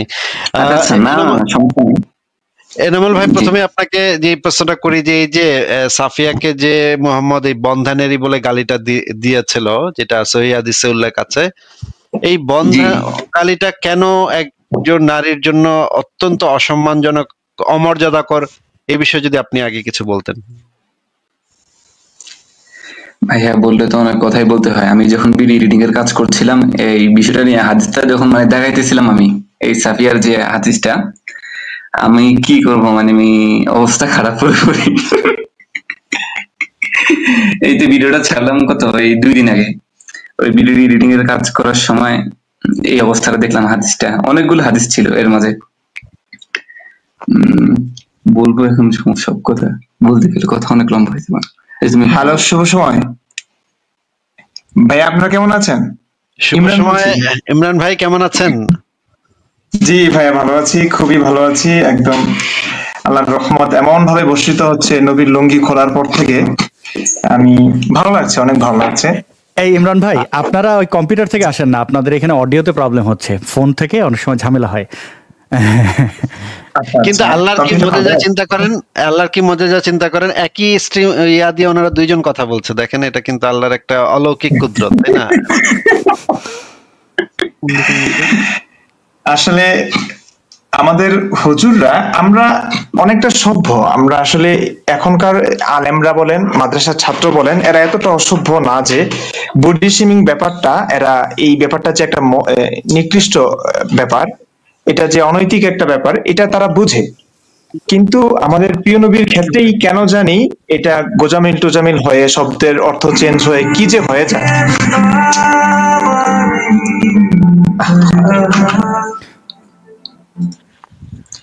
তো সরি, আমি গান ছেড়ে দিয়েছিলাম। না, ওইটা বোধহয় ভুলে সে কম্পিউটার ওপেন করতে গেছে, ওই গান চলতেছিল। এই যার নামে যে যাবেন, এটা তো আর এমনি এমনি বলি না, এই যে গান টান শোনে, এগুলো তো ভালো না। না ভাই, আমি আচ্ছা আচ্ছা, আমাদের কথা কি ক্লিয়ার শোনা যায় না? না, প্যাট প্যাট করতেছে আর কি। আচ্ছা আচ্ছা, আমি যাচ্ছি কম্পিউটার থেকে চেষ্টা করছি। আচ্ছা, আমরা তাহলে সেই হাদিসটা আগে একটু বের করি, যেখানে হচ্ছে গিয়ে পরিষ্কারভাবে বোঝা যাবে যে এই হাদিসটার যে ব্যাকগ্রাউন্ডটা, সেটা যদি আমরা ভালোভাবে না পড়ি তাহলে কিন্তু অনেক কিছু অজানা থেকে যাবে। যে হাদিসটার ভিতরে অনেক মানে খুবই ইম্পর্টেন্ট কিছু জিনিস আছে, যে জিনিসগুলো আমাদের দেখা দরকার। আমি প্রথমে এই বুখারী শরীফ তাওহীদ পাবলিকেশনস এর এই হাদিসটা বের করি। হাদিস নাম্বার হচ্ছে 294। এখানে টাইটেলে যেটা বলা আছে হায়েজের ইতি কথা, মানে এখানে হায়েজের শুরু, এই জিনিসটা হচ্ছে হায়েজের শুরু কিভাবে হয় সেই বিষয়ে বলা আছে। এখানে দেখেন, আয়েশা থেকে বর্ণিত, তিনি বলেন, আমরা হজের উদ্দেশ্যে মদিনা হতে বের হলাম। সারিফ নামক স্থানে পৌঁছার পর আমার হায়েজ আসলো। আল্লাহ রাসূল আমাকে কাঁদতে দেখলেন এবং বললেন, কি হলো তোমার হায়েজ এসেছে? আমি বললাম হ্যাঁ। মানে ওই সময় মানে সে মদিনা হতে মক্কার উদ্দেশ্যে বের হয়েছিল এবং সারিফ নামক স্থানে আসার পরে ইসের হায়েজ হইল। আচ্ছা, এরপরে দেখি সুনান আবু দাউদ শরীফের 1785 নম্বর হাদিস। এখানে বলা হচ্ছে যে রাসূলুল্লাহ সাল্লাল্লাহু আলাইহি ওয়াসাল্লামের সাথে রওনা হই, আমরা আমাদের স্ত্রীদের সাথে সহবাস করলাম। এখানে দেখেন রাসূলুল্লাহ সাল্লাল্লাহু আলাইহি ওয়াসাল্লাম আয়েশার নিকট উপস্থিত হয়ে তাকে কাঁদতে দেখেন। তিনি ক্রন্দনের কারণ জিজ্ঞেস করলে তিনি বলেন, আমি ঋতুমতী হয়েছি। এইবার দেখেন একই জিনিস, বিদায়ী তাওয়াফ বাধ্যতামূলক। দেখেন একই সময়ে, একদম এক্স্যাক্টলি একই সময়ের বর্ণনা। নবী সাল্লাল্লাহু আলাইহি সাল্লাম যখন রওনা হওয়ার ইচ্ছা করলেন, তখন সাফিয়াকে তার তাঁবুর দরজায় চিন্তিতা এবং অবসাদগ্রস্ত দেখতে পেলেন। তিনি বলেন, বন্ধা নেরি, তুমি আমাদের এখানে আটকে রাখবে? তো এই যে বন্ধা নেরিটা বললো, এটার কারণটা কি যদি আমরা দেখি, কারণটা এখানে যে জিনিসটা বলা আছে, এখানে হচ্ছে এই বন্ধানেরই দেখেন এখানে বলা হচ্ছে, এবং এখানে আমরা কারণটা দেখি। সহিহ মুসলিমের 3097 নম্বর হাদিসে আয়েশা থেকে বর্ণিত, রাসূলুল্লাহ সাল্লাল্লাহু আলাইহি ওয়াসাল্লাম আয়েশা থেকে বর্ণিত, তিনি কোন পুরুষ স্ত্রীর সাথে সাধারণত যা করার ইচ্ছা করে, রাসূলুল্লাহ সাল্লাল্লাহু আলাইহি ওয়াসাল্লাম ও সাফিয়া এর সাথে তাই করার ইচ্ছা করলেন। তারা বলল, ইয়া রাসূলুল্লাহ, তিনি হায়েজগ্রস্তা। তিনি বললেন, তাহলে সে আমাদের এখানে আটকে রাখবে। এই যে দেখেন, সে আমাদের এখানে আটকে রাখবে, এই কথাটার আগের যে অংশটুকু এই হাদিসের ভিতরে নাই, যে এই গালিটা দিছিল সেটা এই হাদিসের ভিতরে নেই, কিন্তু ঘটনা একই, যে কোনো পুরুষ স্ত্রীর সঙ্গে সাধারণত যা করার ইচ্ছা করে, রাসূলুল্লাহ সাল্লাল্লাহু আলাইহি ওয়াসাল্লাম ও সাফিয়ার সাথে তাই করার ইচ্ছা করলেন। এটা নিশ্চয়ই আপনারা বুঝতে পারছেন যে এখানে ঘটনাটা কি, এবং ঋতুবতী হওয়ার কারণে এই ঘটনাটা ঘটেছিল, এই যে হায়েজগ্রস্তা। এবং পরে নবী বলতেছে সে আমাদের এখানে আটকে রাখবে, এই অংশটুকু এখানে সবচেয়ে ইম্পর্টেন্ট। এরপরে আমরা দেখি সহিহ মুসলিম ইসলামিক ফাউন্ডেশন 3095। দেখেন, আয়েশা থেকে বর্ণিত, তিনি বলেন, আমরা আশঙ্কা করেছিলাম সাফিয়া তাওয়াফে ইফাজা করার পূর্বে হায়েজগ্রস্ত হয়ে পড়বেন। আয়েশা বলেন, রাসূলুল্লাহ সাল্লাল্লাহু আলাইহি ওয়াসাল্লাম আমাদের নিকট এলেন এবং বললেন, সাফিয়া কি আমাদের আটকে রাখবে? আরেকটা হাদিস দেখেন, এখানে বলা আছে সাফিয়ার হায়েজ হয়েছে, রাসূলুল্লাহর নিকট উল্লেখ করা হলো সাফিয়ার। এই যে দেখেন একই ঘটনা, বিদায়ী তাওয়াফ বাধ্যতামূলক, ঋতুমতী মহিলার ক্ষেত্রে তা পরিত্যাজ্য। সহিহ মুসলিম ইসলামিক ফাউন্ডেশন 3096 নম্বর হাদিস, সাফিয়া বিনতে হুয়াই হায়েজগ্রস্ত হয়ে পড়েছেন, রাসূলুল্লাহ তাকে বললেন, হয়তো সে আমাদের আটকে রাখবে। এইখানে যে ব্যাখ্যা গ্রন্থ, সহিহ মুসলিমের যে ব্যাখ্যা গ্রন্থ, সেখানে যে জিনিসটা বলা হয়েছে, হজের সফরে হযরত আয়েশা ও সাফিয়া দুজনই ঋতুমতী হইয়াছিলেন, কিন্তু রাসূলুল্লাহ সাল্লাল্লাহু আলাইহি ওয়াসাল্লামের উক্তি উহাদের দুজনের ক্ষেত্রে বিরাট পার্থক্য পরিলক্ষিত হইয়াছে। কেননা তিনি হযরত সাফিয়াকে বলিয়াছেন, দুর্ভাগী, তোমার কল্যাণ না হোক। মানে এখানে বন্ধনের একটু উজ্জ্ব রাখছে। আর হযরত আয়েশাকে বলেছিলেন ইহা এমন এক বস্তু আল্লাহ কন্যাদের জন্য নির্ধারণ করিয়া দিয়াছেন। নবী সাল্লাল্লাহু আলাইহি সাল্লাম তাহার সাথে সঙ্গে এমন ইচ্ছা করিয়াছিলেন যাহা একজন পুরুষ নিজের স্ত্রীর সহিত সঙ্গে ইচ্ছা করিয়া থাকে। এত ভয়ের অবস্থার ভিন্নতার কারণে সম্বোধনের ভিন্নতা যথাযোগ্য হইয়াছে। দেখেন এখানে কিন্তু পরিষ্কারভাবে বলে দেওয়া হচ্ছে যে এই যে কাজটা নবী করতে চাইছিল সেটা করতে না পারার কারণে এই গালিটা নবী সাফিয়াকে দিয়েছিল। তাহলে আমরা একটু দেখি মুফতি ইমরান বিন বশির ভাই এসেছেন। মুফতি ইমরান বিন বশির ভাই, আপনাকে স্বাগতম আমাদের লাইভে। কি অবস্থা ভাই, বলেন তাহলে।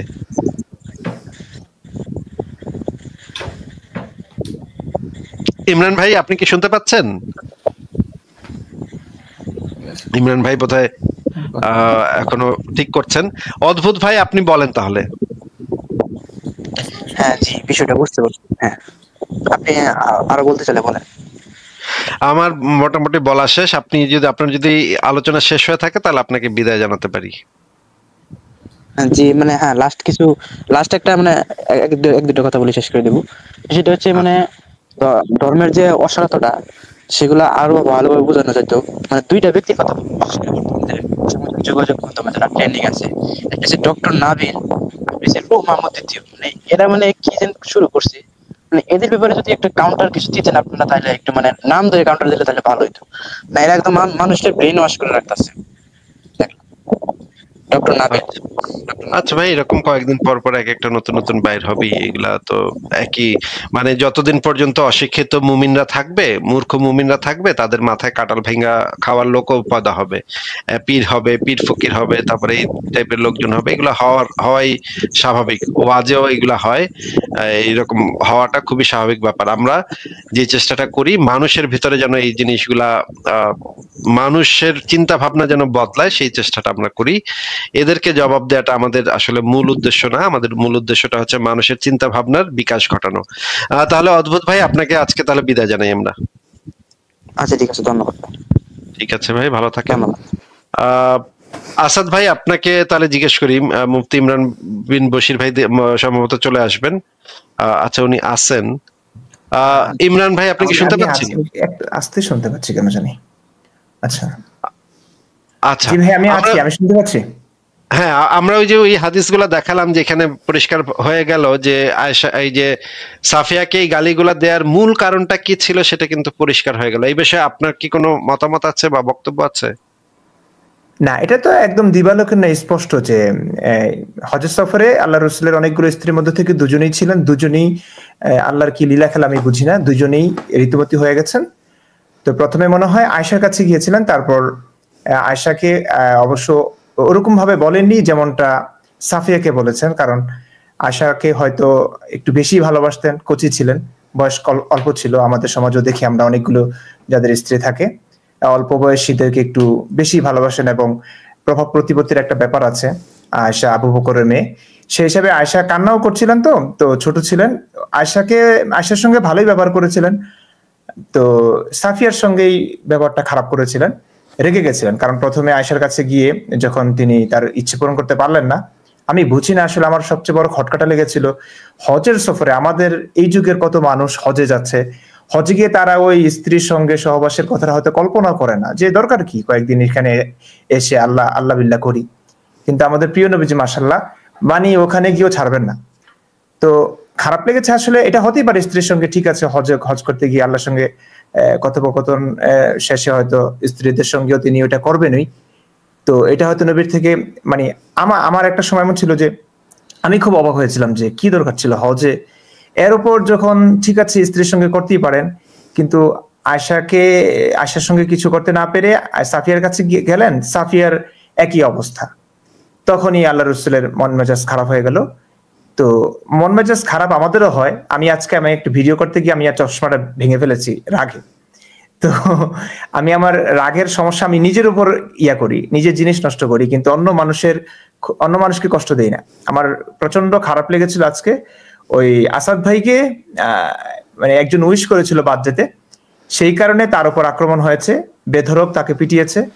তো এই সমস্ত ঘটনা, এই সমস্ত অসভ্যতা, বর্বরতা আসলে আমাদেরকে কষ্ট দেয়। আমরা খুবই রাগান্বিত হই, খুবই খারাপ লাগে, কিছু করারও থাকে না।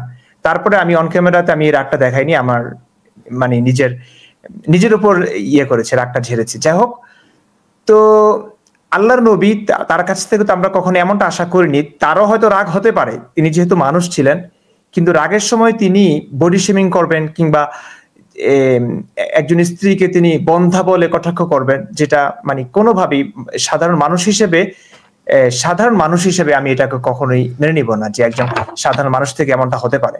সেখানে তিনি তো নবী, তিনি তো মডেল, তিনি তো পুরো বিশ্ববাসীর জন্য রহমত এবং একজন আদর্শ, যার মাঝে আমাদেরকে আদর্শ বলা হয়েছে, লাকাদ কানা লাকুম ফি রাসূলিল্লাহি উসওয়াতুন হাসানা, যে তোমাদের রাসূলের মাঝে তোমাদের জন্য উত্তম আদর্শ রয়েছে। তো এটা কেমন উত্তম আদর্শ যে তিনি তার স্ত্রীকে সামান্য সেক্স করতে না পেরে স্ত্রীকে খোঁটা দিবেন কিংবা কটাক্ষ করবেন, গালি দিবেন বন্ধা নেরি বলে, যেটা মানে আমার কাছে মনে হয়েছে। সামান্য সেক্স, আপনি নবীর চরিত্র দেখে বলতেছেন সামান্য সেক্স? সেক্স কি নবীর কাছে সামান্য বিষয়? এমন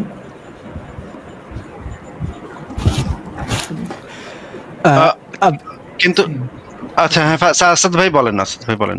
জি না, আমি একটু মাঝখানে ফিডব্যাক দিয়ে রাখি। ওই যে ইমরান ভাই, আপনার ভিডিওটা আমি দেখছি, খুবই দারুণ হয়েছে এবং আপনার সব ভিডিওই খুব ভালো হয়। এবং আমি যে কানাডার বিভিন্ন শহরে বেড়াইতে গেছি, তো স্বাভাবিকভাবেই অনেকের সাথে আড্ডা হয়েছে এবং ব্যক্তিগত আড্ডায় হয় কি কথার আদান প্রদান হয়, ফেসবুক কমেন্টে বা ইউটিউব থেকে অতটা ভালো ফিডব্যাক পাওয়া যায় না।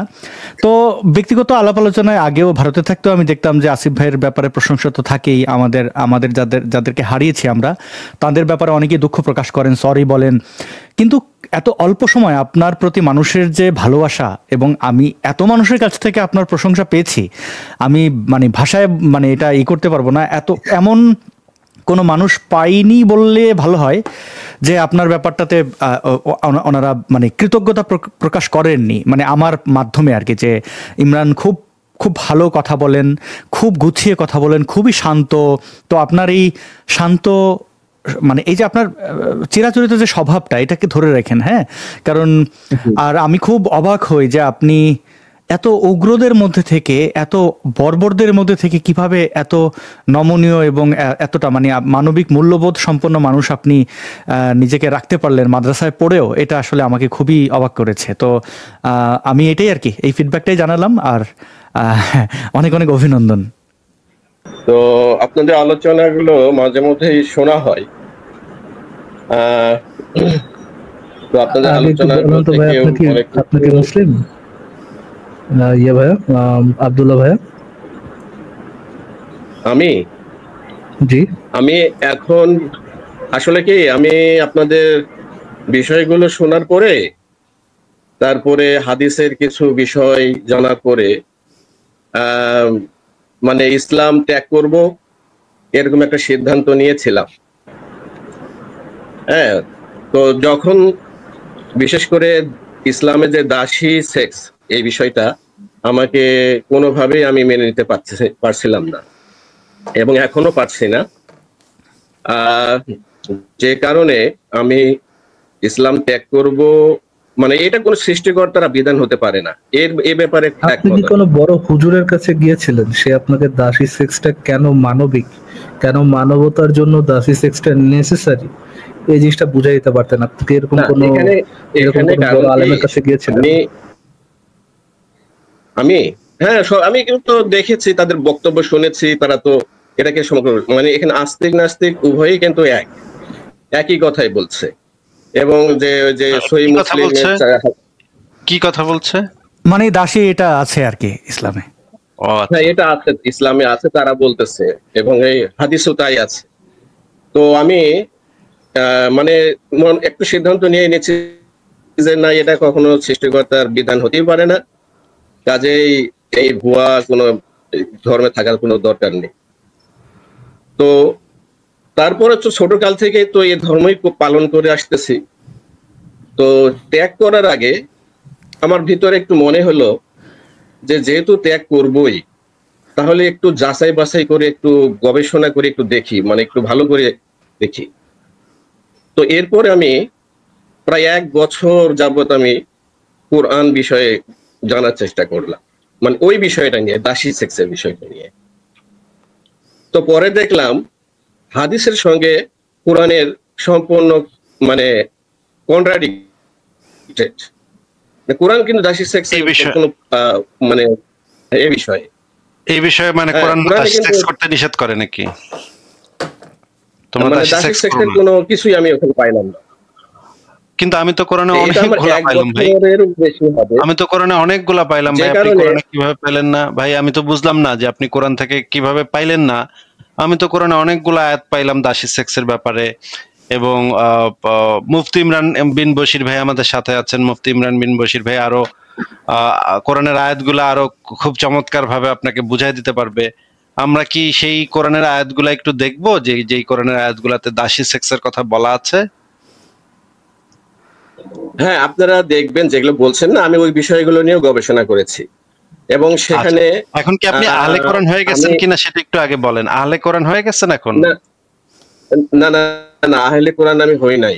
আমি মানে কোরআনের হাদিসে যেটা আছে সহিহ মুসলিম 3473 নম্বর হাদিস, ওখানে কিন্তু এটা আছে যে ওই যে আবু সাইদ খুদরি তার বরাত দিয়ে যেটা ওই যুদ্ধবন্দী দাসীদেরকে ধরে নিয়ে আসার পরে তাদের সঙ্গে একজন বিবাহিতা একটা মুশরিক দাসী ছিল, তার সঙ্গে সঙ্গম করবে এরকম একটা মানে ইতস্ততা বোধ থেকে রাসূলকে জিজ্ঞেস করা হলো যে বিষয়টা কি করা যায়, এখানে কি তার সঙ্গে সহবাস করা যাবে কিনা। তো ওই সময় সূরা নিসার 24 নম্বর আয়াত নাজিল করা হয়েছে, এটা হাদিস বলতেছে, তাই না? এবং এটাকে রেফার করছে আপনার তাফসীর ইবনে কাসির, সেখানে এই ঘটনাটা দেওয়া আছে। এটা শুধু তাফসীর ইবনে কাসিরই না, এটা সমস্ত ক্লাসিক্যাল তাফসীর গ্রন্থে এই জিনিসটা লেখা আছে। হ্যাঁ আছে, এবং এটা আস্তিক নাস্তিক উভয়ে একমত।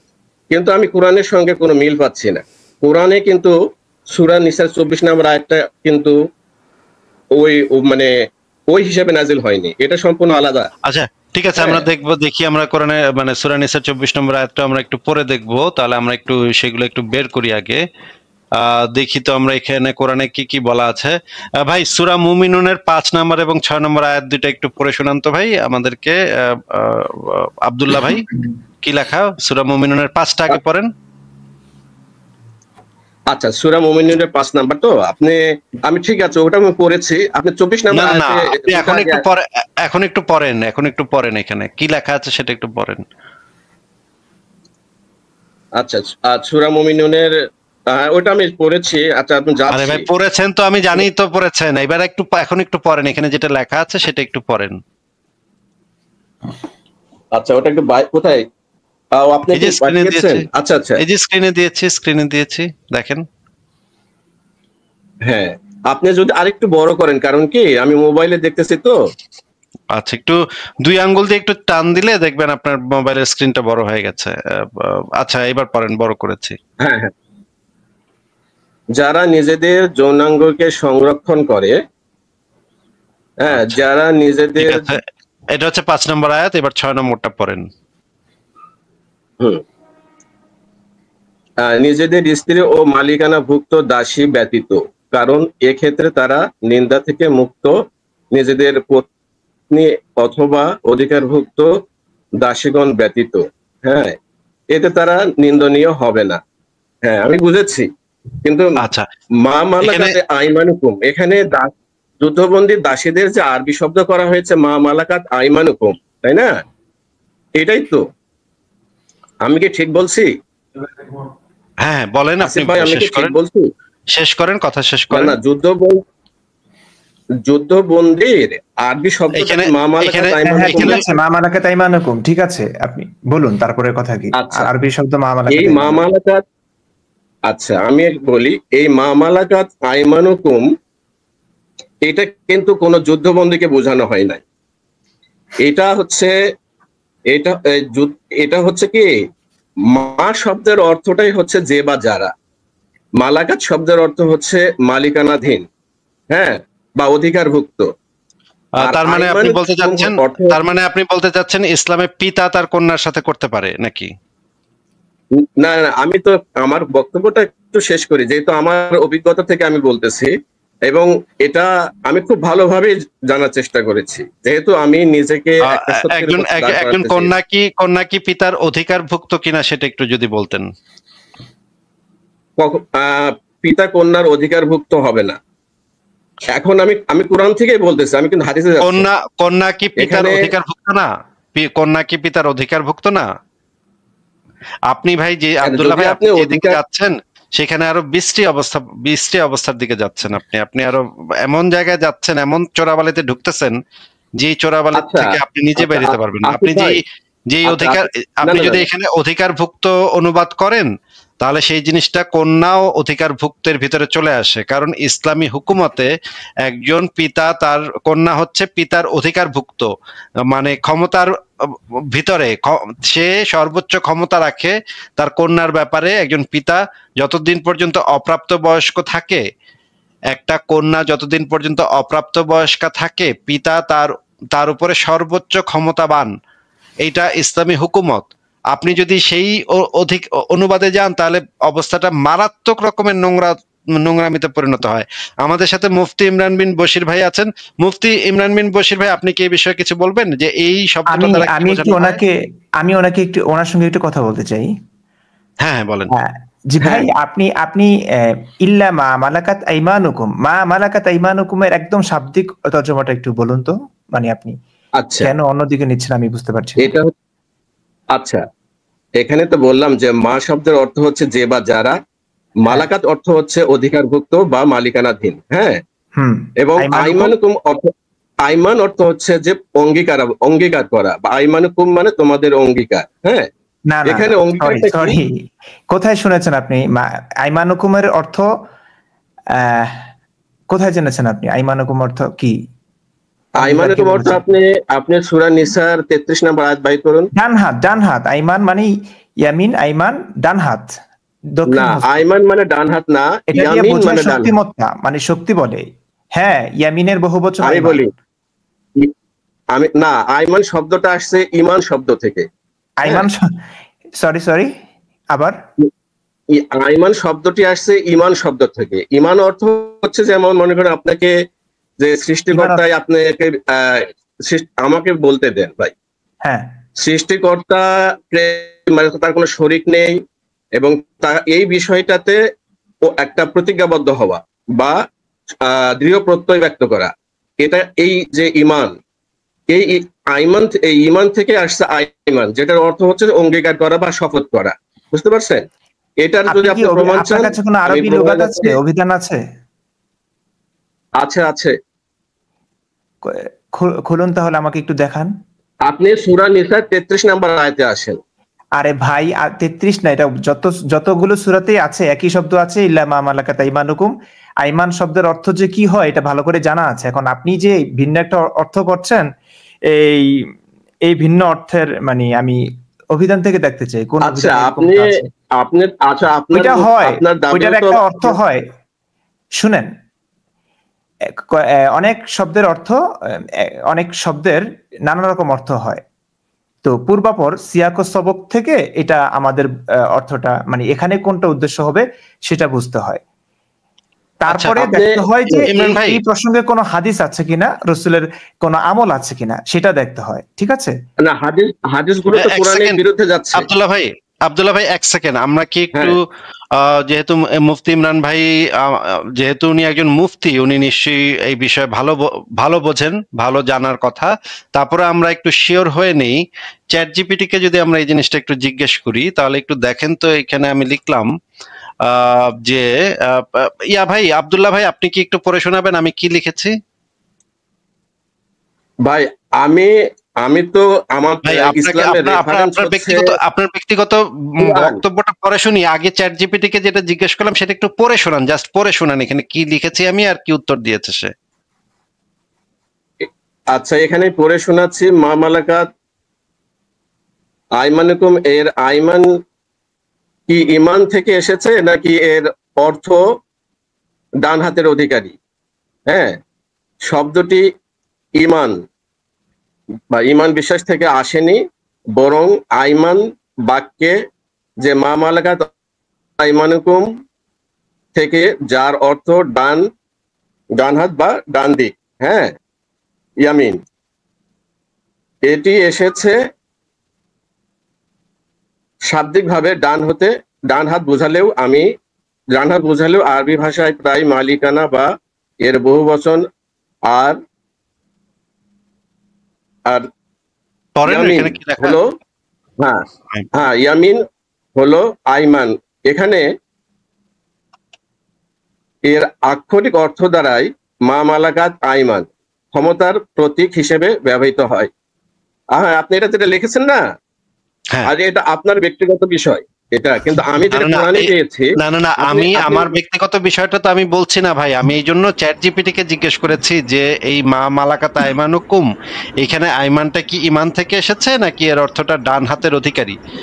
চ্যাট জিপিটি আমাকে উত্তর দিচ্ছে যে এটার অর্থ হচ্ছে এটা ইমান থেকে আসে নাই, ইয়ামিন থেকে এসেছে। যেটা মুফতি ইমরান বিন বশির ভাই বললেন সেটাই সঠিক, সেটাও চ্যাট জিপিটি সেই উত্তরই দিচ্ছে।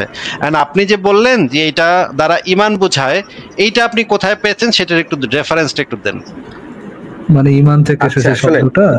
ভাই সারা জীবন আরবি পড়ে আসলাম, আমাদের হুজুররা আমাদেরকে এইভাবে শিখালেন।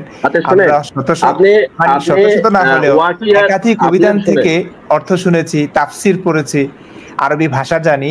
এখন এসে আপনার কাছ থেকে মানে শুনেন, ইমান যে মূল মাদ্দা, মানে মাদ্দা বোঝেন তো নাকি কি জানি আরবি, এখন কেমনে বুঝাবো আপনাকে, মূল ধাতু আর কি ইমান। আর ইউমনুন থেকে আইমান আসে, ইয়া মিম নুন, আর ইমান শব্দ যেটা অর্থ বিশ্বাস, ইমান আনা, ওইটা হচ্ছে হামজা মিম নুন, মাদ্দাই তো ভিন্ন এখানে। আচ্ছা আপনার তো চ্যাট জিপিটি দেখালেন, আমি আপনাকে কোরআন থেকে দেখাই। আপনি সূরা নিসার 33 নম্বর একটু আসেন, বিষয়টা পরিষ্কার হয়ে যাবে। আচ্ছা, আপনি কোরআন থেকে দেখাবেন মানে কি? কোরআনে তো আরবি লেখা আছে। হ্যাঁ, আমি তো সেখান থেকে এটার অর্থ দেখাবেন, কোরআন থেকে এটার অর্থ দেখাবেন, তাই না? হ্যাঁ, কোরআনে এটার অর্থটা লেখা আছে নাকি যে আইমান মানে ইমান, এটা কোরআনে লেখা আছে, বাংলায় অর্থটা দেয়া আছে কোরআনে। মানে আইমান শব্দটা ইমান থেকে আসছে, এটা কোরআনের মধ্যেই লেখা আছে। Wow fantastic. আব্দুল্লাহ ভাই, আব্দুল্লাহ হাসান ভাই, আচ্ছা শুনেন, আপনি কি দেখাবেন সেটা যদি বলতেন, কি দেখাতে চাচ্ছেন সেটা দেখাচ্ছি। এখানে 33 নম্বর আয়াতে বলা হচ্ছে যে না আয়াতে কি বলা হচ্ছে সেটা বলার আগে আসলে কি দেখাতে চাচ্ছেন, যে কোরআনে কি এই অর্থটা দেয়া আছে? যে আইমান অর্থ আপনারা যে করেছেন যে ডান হাত, আইমান অর্থ ডান হাত না ভাই, আমরা করি নাই আব্দুল্লাহ ভাই। এক নাম্বার কথা হচ্ছে আপনি যে আমাদেরকে বলছেন আপনারা করেছেন, এইটা ভাই স্বয়ং নবী মুহাম্মদ কোরআনের এই অর্থ বুঝেছে। এখন আপনি যদি কোরআন সম্পর্কে নবী মুহাম্মদের থেকেও বেশি বুঝা থাকেন, বেশি পণ্ডিত হয়ে থাকেন, তাহলে তো ভাই নিশ্চয়ই আপনার কাছে একটা ওহী আসছে, আলাদা ওহী আসছে, যেটা থেকে আপনি বুঝছেন যে আইমান বলতে এখানে বোঝানো হচ্ছে ইমান, ইমানদার নারীদের কথা এখানে বোঝানো হয়েছে। এটা যদি আপনার দাবি থাকে তাহলে তো আপনি নবীর থেকেও এবং সাহাবা একরামদের থেকেও ভালো ইসলাম বুঝছেন, ভালো কোরআন বুঝছেন, তাই না? না আমি বুঝেছি বলেই তো আমি বলেন নবীর কাছে যে ওহী আসছে সেই ওহী থেকে আমি দেখবো, আমি তো অন্য কোনো, সেই জন্যই তো বলছি যে নবী যেটা বুঝতে পারে নাই, নবী যেটাকে মানে ডান হাতের অধিকারী হিসেবে ব্যাখ্যা করে গেছে, সাহাবা একরাম সবাই এটাকে ডান হাতের অধিকারী হিসেবে ব্যাখ্যা করে যুগের পর যুগ 1450 বছর ধরে ইসলামী শরীয়তের আইনগুলা প্রতিষ্ঠিত হয়ে গেছে। সারা পৃথিবীর সমস্ত বিশ্ববিদ্যালয়, সমস্ত আরবি বিশ্ববিদ্যালয় এই বিষয়টা প্রতিষ্ঠিত একটা বিষয়। আপনি আজকে এসে বলতেছেন যে এটার মানে নাকি আইমান বলতে ইমানদার বোঝানো হয়েছে, ইমান যার ভিতরে ইমান আছে। এইটা তো আচ্ছা মুফতি ইমরান ভাই, এই রকমের অনুবাদ কি আপনি, আমি তো আমার বাপের জন্মে শুনি নাই ভাই, এই প্রথম শুনলাম আপনার এখানে যে ভাই এত উন্নত মানের, মানে কি ওনার এখানে একটা সমস্যা আছে ভাই, আমি একটু কথা বলি, এখানে একটা সমস্যা আছে ইয়া ভাই, মুফতি ভাই, এখানে একটা সমস্যা আছে। সমস্যাটা হচ্ছে উনি যে প্লেসটা, মানে উনি যে কেসটা মেক করতেছেন, ওনার কেসটা তখনই পরিপূর্ণ হবে যখন এই আইমান শব্দের একটাই অর্থ থাকবে, এবং যে অর্থ দ্বারা কোনোভাবেই দাসীতে মিশে যাওয়া যাবে না, মানে দাসী শব্দটাতে যাওয়া যাবে না। মামালাকাত আইমানুহুম বা যেটাতেই এই শব্দ দ্বারা দাসী শব্দে উপনীত হওয়া যাবে না। ধরেন একটু আগে আপনি এই কথাটা উঠাইছেন, যখন একটা মানে অনেক শব্দের চেষ্টা অনেকগুলো অর্থ, করছেন আমাদের কোরআনটাকে সভ্য বানানো। সেটাই আর কি, মানে একটা শব্দের অনেকগুলো অর্থ থাকতে পারে। বছর ধরে ওনার কেসটা, তাবেইনরা জি, ওনার কেসটা তখনই সত্য হবে ভাই ইমরান ভাই, এখন ওনার কথা হলো কেসটা, কি? কথার মাঝখানে কথা বললেন না প্লিজ। আপনার কেসটা তখনই সত্য হবে যখন আপনি এইটা দেখাইতে পারবেন না যে আইমান শব্দের অন্যান্য অর্থ আছে। আপনার কেসটা তখনই একসেপ্টেবল হবে যখন আপনি দেখাইতে পারবেন আইমান শব্দের একটাই অর্থ আছে। আপনি যে অর্থটা ইমপ্লিমেন্ট করার চেষ্টা করতেছেন ওই একটাই অর্থই আছে, এছাড়া কোনো অর্থ নাই। আপনি বুঝতে পারছেন? আপনি যে গেমটা আচ্ছা, খেলতেছেন আইমান শব্দের সেই একটা গেমটা যদি, অর্থই আছে। আচ্ছা ওটা আপনি দেখেন, আইমান আইমান শব্দের শব্দের একটা একটা, অর্থই আছে, সেটা হচ্ছে ওটা আপনি দেখেন অঙ্গীকার করা বা শপথ করা। হ্যাঁ ওটা আচ্ছা, দেখেন দেখেন দেখাচ্ছি। দেখেন। জি, আচ্ছা, সূরা নিসা 33 নম্বর আয়াতে বলা হচ্ছে ওয়ালিকুল্লি আইনা। আচ্ছা, আমার যতটুকু আপনার সাথে 2 মিনিট কথা বলে মনে হলো আপনি আমার এই প্রশ্নটা মোটেও দিচ্ছেন না। আমি তাহলে প্রশ্ন আমি আরেকবার করি, যদি আপনি বুঝতে পারেন, আপনার আকলে যদি ধরে, আপনি বলে আমাকে তানভীর ভাই শরীফ ভাইকে প্রশ্নটা স্পষ্ট করার জন্য আবার সুযোগ দিই আমরা। আপনি আবার বলেন। আচ্ছা, যেহেতু মদ ব্যবসার সাথে অনেক মানুষ জড়িত ছিল, মানুষের আয় রোজগারও একটা বিষয় ছিল, সেখানকার অর্থনীতিও একটা জড়িত ছিল, তবুও মহান আল্লাহ তাআলা মদটাকে হারাম ঘোষণা করেছেন।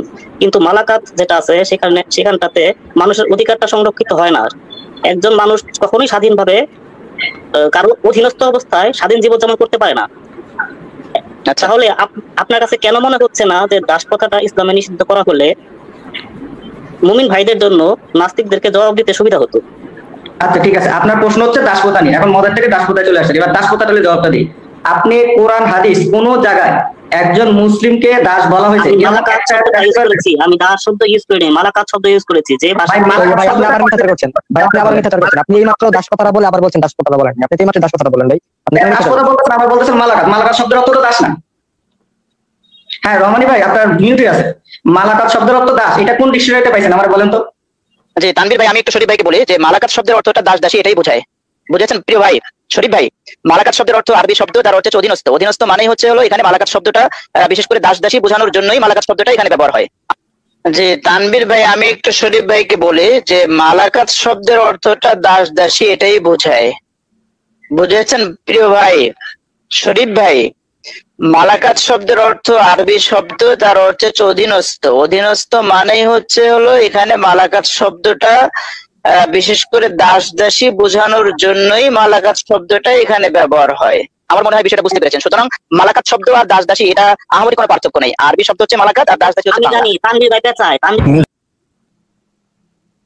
আচ্ছা, আমরা এখান থেকে মুফতি রহমানের কাছ থেকেও শুনলাম যে এইখানে মালাকাত বলতে আসলে মালাকাত বলতে এখানে দাসদাসী বোঝায়। আব্দুল্লাহ হাসান ভাই, আপনাকে আমার প্রশ্ন যে আপনি কি কোনো একজন ক্লাসিক্যাল, আরেকটা ছোট প্রশ্ন ইমরান বিন বশির ভাই, মালাকাত শব্দের অর্থ তো ডান হাতে, মানে মা মালাকাত আইমানুহুম, এখানে মা শব্দটা কি, মালাকাত শব্দটা কি, আর আইমানুহুম শব্দটা কি? আইমানুহুম বা আইমানুকুম আমি জানি না, এই শব্দগুলোর অর্থটা কি যদি আপনি একটু বলতেন। মা মানে হচ্ছে যে বা যারা, মালাকাত মানে হচ্ছে মালিক হয়েছে। মালিক বলতে মানে হ্যাঁ মালিক হয়েছে, এক কথা যদি এভাবে বলি মালাকাত, এটা আরবি মানে আরবি শব্দটা মালিকানাধীন আর কি, মালিকানাধীন। হ্যাঁ মালিক হয়েছে। আইমানুকুম, মালিক হয়েছে বলতে উত্তরাধিকারী হয়েছে কিংবা করেছে, এটা লাজিম মুতাআদ্দি দুটো অর্থ দেয়। মা মালাকাত আইমানুকুম, তোমাদের দক্ষিণ হস্ত যে বস্তুর, যে জিনিসের, যে মানুষের মালিক হয়েছে। দক্ষিণ হস্ত শব্দটা কি? আইমানুহুম মানে কি? বলতে আইমান শব্দের অর্থ ডান হাত, ইমনুন থেকে আসছে। তো দক্ষিণ হস্ত বলতে বোঝায় ডান হাতে আমাদের বেশি শক্তি থাকে।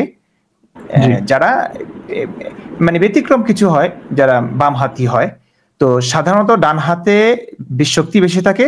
তো যুদ্ধক্ষেত্রে মানুষ যখন বাহুবলে মানে শক্তির জোরে যুদ্ধটা করে, তো সেই জিনিসটাকে ওই দাসী মানে যুদ্ধক্ষেত্রে দাসী হয়, মানে ডান হাত দ্বারা মা মালাকাত হচ্ছে মানে যে বা যারা, হ্যাঁ যে বা যারা, মা মানে হচ্ছে যে বা যারা, মালাকাত মানে হচ্ছে অধীনস্থ, এবং আইমানুহুম মানে হচ্ছে একদম শাব্দিক অর্থ যদি করি তোমাদের দক্ষিণ হস্ত যেই জিনিসের মালিক হয়েছে।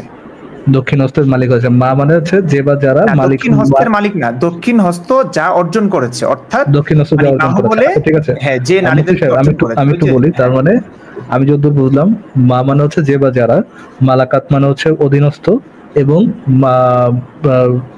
ইয়া মানে হচ্ছে আইমানুহুম মানে হচ্ছে ডান হাত দ্বারা, মানে ডান হাত দ্বারা, আইমানুহুম মানে হচ্ছে ডান হাত দ্বারা, ডান হাত দ্বারা যে বা যারা তোমাদের অধীনস্থ। এইটার মানে জিনিসটাকে ডিডাক্ট করলে বোঝা যায় মানে যুদ্ধের সময় তুমি যাদেরকে ধরছো, মানে যাদেরকে ডান হাত দ্বারা অর্জন করছো, অধীনস্থ করছো। এইখানে আমরা একটা সেকেন্ড ইয়ে ভাই, মুফতি ভাই একটা সেকেন্ড, তার মানে এখানে আপনার মানে মানে মা মালাকা, আমরা দাস দাসী শব্দটা তখন পাই যখন তিনটা শব্দ একসাথে থাকে, মা মালাকাত আইমানুকুম। মানে এই তিনটা শব্দ মানে শুধুমাত্র মালাকাত বলতে দাসী বোঝানো হচ্ছে না, তিনটা শব্দ একসাথে নিয়ে কনটেক্সটে সেখানে দাসী শব্দটা আসছে। যে বা যারা ডান হাত দ্বারা তোমার অধীনস্থ হয়েছে সে হচ্ছে তোমার মা মালাকাত আইমানুকুম বা আইমানুকুম, যেটাই আর কি। ঠিক বলেছিস মুফতি সাহেব? জি জি জি জি। আচ্ছা ঠিক আছে, তাহলে আমি যদি এখানে মুফতি সাহেব মা মালাকাত আইমানুকুম বা আইমানুকুম যেটাই হোক, সেটা থেকে শুধুমাত্র মালাকাত শব্দটা নিয়ে বলি, ভাই মালাকাতের অন্য একটা মিনিং আছে, মালাকাত দ্বারা অন্য কিছু বোঝায়, এটা যদি আমি বলি তাহলে কি আমি শব্দটা নিয়ে একটা খেলা করতেছি না, বা শব্দটা থেকে একটা, আপনি মালাকাতের অন্য কোনো অর্থ নাই। তবে আইমান শব্দের অর্থ উনি যে বললেন এটার অর্থ কখনো অঙ্গীকার হয়, তবে সেটা হয় আকদাত শব্দের সঙ্গে। মালাকাতের সঙ্গে আইমান শব্দ এটা দক্ষিণ হস্তী হয় কিংবা বাহুবল। আচ্ছা আচ্ছা আচ্ছা, মানে আপনি যদি কনটেক্সট থেকে ছেড়েও দেন তারপরে হচ্ছে ওখানে দাসী বোঝাবে, আকদা মানে বন্ধন, অঙ্গীকার করা, বাধা। তো আইমানুকুম তো আকদার সঙ্গে যখন হবে তখন আইমানের অর্থ আরেকটা হয়, যেটা হচ্ছে অঙ্গীকার, এটা হতে পারে। হ্যাঁ, এমনও আছে। কিন্তু মালাকাতের সঙ্গে এই আকদাতে আইমানের অর্থ মানে যেটার অর্থ হচ্ছে যে অঙ্গীকার, ওই অর্থের কখনোই মালাকাতের সঙ্গে হয় না। আচ্ছা, আমরা বুঝতে পারলাম মুফতি ইমরান ভাই, আমরা বুঝতে পেরেছি। আমরা এখন আব্দুল্লাহ হাসান ভাইয়ের কাছে যাই। উনি কি আমাদেরকে উনার যে বুঝটা, উনি যে এই অর্থটা বুঝেছেন, এইটা আমাদের কি আপনি কোনো একজন ক্লাসিক্যাল মানে তাফসীর থেকে এই অর্থটা আমাদেরকে একটু দয়া করে বের করে দেখাবেন, যেখানে এই জিনিসটা বলা আছে যে এটা দ্বারা আসলে দাসী বোঝানো হয় না, এইটা দ্বারা আসলে বোঝানো হয় অন্য কিছু, যেটা অন্যরা ভুল বুঝে, ভুলভাবে ব্যাখ্যা করে 1450 বছর ধরে শরীয়তের আইন তৈরি করে ফেলছে, কিন্তু এই জিনিসটা আসলে ভুল। আসল সত্যটা হচ্ছে যে আপনি যেটা বলছেন আব্দুল্লাহ ভাই, আপনি যেটা বলছেন সেটাই আমরা মানতে রাজি আছি। আপনি আমাদেরকে অন্তত একজন ক্লাসিক্যাল যুগের একজন স্কলারের বই থেকে এই আপনার বক্তব্যটা একটু বের করে দেখান, তখন আমরা আপনার কথা আরো শুনবো। বলেন আব্দুল্লাহ ভাই, বলেন। আনমিউট করে বলতে হবে আব্দুল্লাহ ভাই, আপনি আনমিউট করে কথা বলেন। আব্দুল্লাহ হাসান ভাই আনমিউট করে কথা বলেন।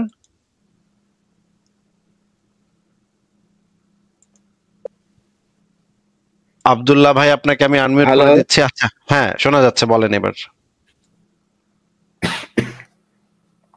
আপনি আবার নিজেকে মিউট করে ফেলছেন আব্দুল্লাহ ভাই, আপনি আমাদের, হ্যাঁ আপনি আমাদেরকে বলেন, হ্যাঁ এবার বলেন।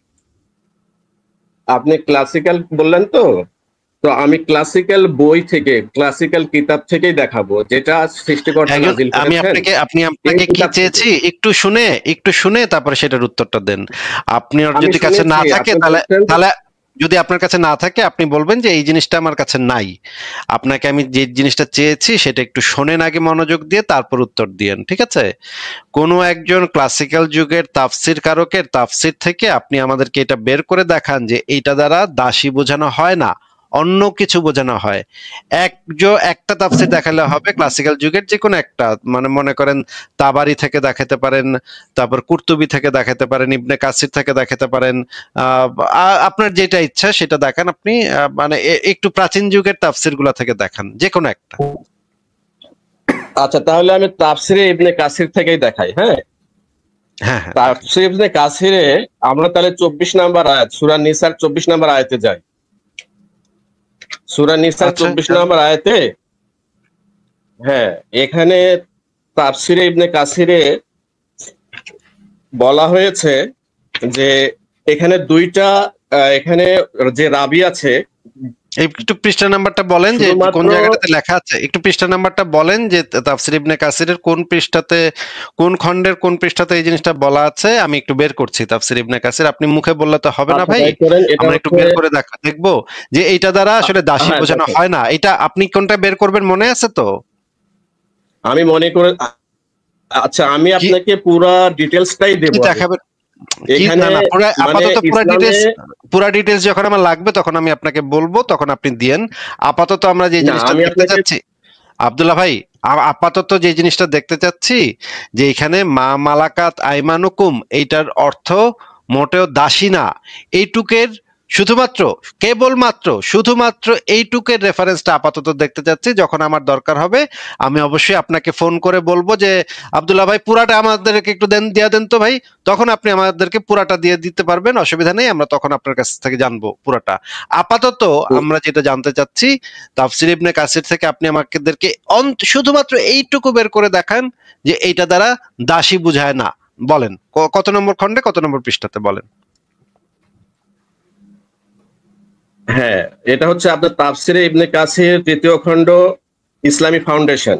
আচ্ছা আমি বের করে ফেলেছি, পৃষ্ঠা নাম্বারটা আমাকে বললেই আমি ওইটা বের করে আপনার চোখের সামনে আনবো, তারপর আপনি আমাদেরকে দেখায় দিবেন যে কোন জায়গাটাতে লেখা আছে যে এইটা দ্বারা মোটেও দাসী বুঝায় না। আপনি আমাদেরকে দেখায় দিন, আমি বের করতেছি ভাই। এক মিনিট, ওইটার সঙ্গে আরো লিংক আছে, সেখানে যেতে হবে। আচ্ছা আপনি তো মানে যেখানে লেখা আছে এটা সেটা 3য় খণ্ড তাফসীর ইবনে কাসির ইসলামিক ফাউন্ডেশন 3য় খণ্ড নাকি? হ্যাঁ 3য় খণ্ড বাইট করেন। আচ্ছা আমরা বের করতেছি, আমরা এখানে দেখবো আজকে যে তাফসীর ইবনে কাসির নাকি এখানে বলা আছে তাফসীর ইবনে কাসিরে যে এইটা দ্বারা দাসী বুঝায় না। আমরা একটু দেখি তাহলে। দাসী বুঝায় না মানে কি? ওটা তো ব্যাখ্যায় গিয়ে দেখা যাবে যে দাসী বুঝায় না। ওটাকে যখন আমি কোরআনে যাব তখন কোরআন স্পষ্ট বলছে যে ইবনে কাসিরের ওইটাই তো ব্যাখ্যা, ওটা তো ব্যাখ্যা, তাফসীরটাই তো ব্যাখ্যা। আশ্চর্য। না মানে আচ্ছা এখানে ব্যাখ্যার আবার ব্যাখ্যাতে যেতে হবে ভাই, ব্যাখ্যার আবার ব্যাখ্যাতে কেমনে যাব ভাই, ব্যাখ্যার আবার ব্যাখ্যাতে কেমনে যায়? আচ্ছা এই যে আমরা তাফসীর ইবনে কাসিরের 3য় খণ্ড বের করেছি ইসলামিক ফাউন্ডেশন, দেখেন আপনারা সবাই দেখেন, এটা ইসলামিক ফাউন্ডেশনের। হ্যাঁ, এটার পৃষ্ঠা নাম্বারটা একটু বলেন তো ভাই। আব্দুল্লাহ ভাই আনমিউট করে বলেন কত নম্বর পৃষ্ঠাতে এটা বলা আছে যে মা মালাকাত আইমানুকুম বলতে এটা দাসী বুঝায় না, এটা কোন জায়গাতে বলা আছে এই খণ্ডের? আনমিউট করেন আব্দুল্লাহ ভাই, আপনি তো মিউট করে রাখছেন। হ্যাঁ এবার বলেন। হ্যাঁ কত পৃষ্ঠা কত? আচ্ছা শুনেন, পৃষ্ঠা কত? আমি পৃষ্ঠা নাম্বার 24 এখান থেকে আমি পৃষ্ঠা নাম্বার 24 এই যে ব্যাখ্যাটা আছে না কথা পরে আমাকে পৃষ্ঠা নাম্বার 24 বের করতেছি। ঠিক আছে, পৃষ্ঠা নাম্বার 24 এর কত নম্বর প্যারাতে বলা আছে আপনি আমাদেরকে বলে দেন, অসুবিধা কি? আপনি সঠিক হইলে আমরা দেখে নিব, আপনার থেকে শিখে নিব, অসুবিধা কি? তো ভালো ব্যাপার হবে। এইটা দ্বারা দাসী বুঝায় না, আপনার দেখানোর কথা হচ্ছে এটা দ্বারা দাসী বুঝায় না, এটা আপনি বলেছেন, সেটা আমরা একটু দেখি। এই যে পৃষ্ঠা নাম্বার 24 এখানে কোথায় লেখা আছে যে এটা দ্বারা দাসী বুঝায় না, যদি একটু আমাদেরকে পয়েন্ট আউট করতেন কোন প্যারাটা আমরা পড়বো বলেন তো। আমাকে এখান থেকে যেতে হবে, কোরআনে যেতে হবে, সেজন্য আমি 24 নাম্বার থেকে বলতেছি। এই তাফসীর ইবনে কাসিরই তো এটা লেখা আছে যে মা মালাকাত বলতে দাসী বুঝায় না, এটা কোন প্যারাতে এটা লেখা আছে? আচ্ছা আমি আপনাকে, আপনি দেখেন 24 প্যারা নাম্বারটা বলেন, কোন প্যারাটা আমরা পড়বো বলেন। আচ্ছা 24 নাম্বার পৃষ্ঠা, এখানে প্যারা হচ্ছে দেখেন ইব্রাহিম নাখই রহমাতুল্লাহ আলাইহি বলেন, এখানে আসেন। আচ্ছা ইব্রাহিম নাখই রহমাতুল্লাহ বলেন, এই যে ইব্রাহিম নাখই বলেছেন, হ্যাঁ অর্থাৎ ইহা তোমাদের জন্য আল্লাহর নির্দেশ, যে সকল নারী বিবাহ করা তোমাদের জন্য নিষিদ্ধ করা হয়েছে তাহারা হারাম। হ্যাঁ এখানে তো এইটা বলা হয়েছে, এখানে তো এই যে এটা দাসী না, এই মা মালাকাত বলতে দাসী বুঝায় না, এটা তো এখানে লেখা নেই ভাই। আমি আসতেছি ভাই, আপনাকে আমি কোনটা বের করতে বলছি? আমরা বলেছি না স্পেসিফিকলি আপাতত শুধুমাত্র এইটুকু দেখতে চাচ্ছি যে মা মালাকাত বলতে দাসী বুঝায় না, আপনি এইটার রেফারেন্স বের করার জন্য এটা আমাকে বের করতে বলছেন তাই না? দাসী যে বুঝে না তাহলে আমাকে কোরআনে যেতে হবে ওইটা। আর এখানে আমি তো আপনার কাছে আমি কোরআন থেকে তাফসীর থেকে আবার কোরআনে, মানে এখানে সেই রেফারেন্সটা এখানে নাই, তাহলে আপনি এটা আমাকে বের করতে বলছেন কেন? তাহলে আমি তো এখান থেকে যাবো, এখানে কথাটা এখানে তো আচ্ছা, ইবনে কাসিরে এই যে ইবনে কাসিরের এই ব্যাখ্যাতে কি এই পৃষ্ঠাতে কি ওই জিনিসটা দেয়া লেখা আছে কোথাও যে মা মালাকাত আইমানুকুম বলতে দাসী বোঝায় না, এটা কি এই পৃষ্ঠার কোথাও আছে? আমি আপনাকে তো সেটা দেখাবো, আমি তো দেখাবো সেটা আপনাকে। দেখাবেন ভবিষ্যৎ টেন্স না, ফিউচার টেন্স না। তাহলে আপনি এটা আমাকে কেন বের করতে বলছেন? আপনি বললেন না এই পৃষ্ঠাতে এটা লেখা আছে। বলছি না, এখানে বের করতে বলছি এর কারণে যে ইসলামে যে যুদ্ধবন্দী দাসী সেক্সের কোনো অস্তিত্ব নাই, সেটার ব্যাখ্যা এখানে আছে। না, সেটা আছে নাকি সেটা তো আমি এই মুহূর্তে আপনার কাছ থেকে জানতে চাচ্ছি না। আপনার কাছ থেকে জানতে চেয়েছিলাম ভাই, আপনাকে খুবই পই করে স্পেসিফাই করে দিছি যে মা মালাকাত আইমানুকুম বলতে যে দাসী বোঝায় না, এইটা কোথায় লেখা আছে সেইটা চেয়েছিলাম। দাসী সেক্স আছে নাকি নাই সেটা অন্য বিষয়, সেটা আমি এই মুহূর্তে জানতে চাচ্ছি। আব্দুল্লাহ ভাই আবারও বলতেছি, মা মালাকাত আইমানুকুম বলতে দাসী বোঝায় না, অন্য কিছু বোঝায়। এইটার কি কোনো রেফারেন্স আপনার কাছে আছে? কোনো তাফসিরে কি লেখা আছে এরকম আপনি পেয়েছেন এই পর্যন্ত? আচ্ছা, তাহলে আমি বলবো, আপনি তো আমাকে যেতে দিচ্ছেন না, আপনি বলবেন না, আপনি আমাকে রেফারেন্স আছে নাকি নাই হ্যাঁ বা না বলেন। কোরআনে সরাসরি কোরআনই বলা আছে যে এটা যুদ্ধবন্দীকে বোঝায়। কোরআনেরটাতে আমরা যাব। আপনাকে আপাতত জিজ্ঞেস করেছি কোন তাফসিরে আছে কিনা, কোন তাফসির মানে ব্যাখ্যা গ্রন্থে, কোন ক্লাসিক্যাল যুগের ব্যাখ্যা গ্রন্থে এই জিনিস।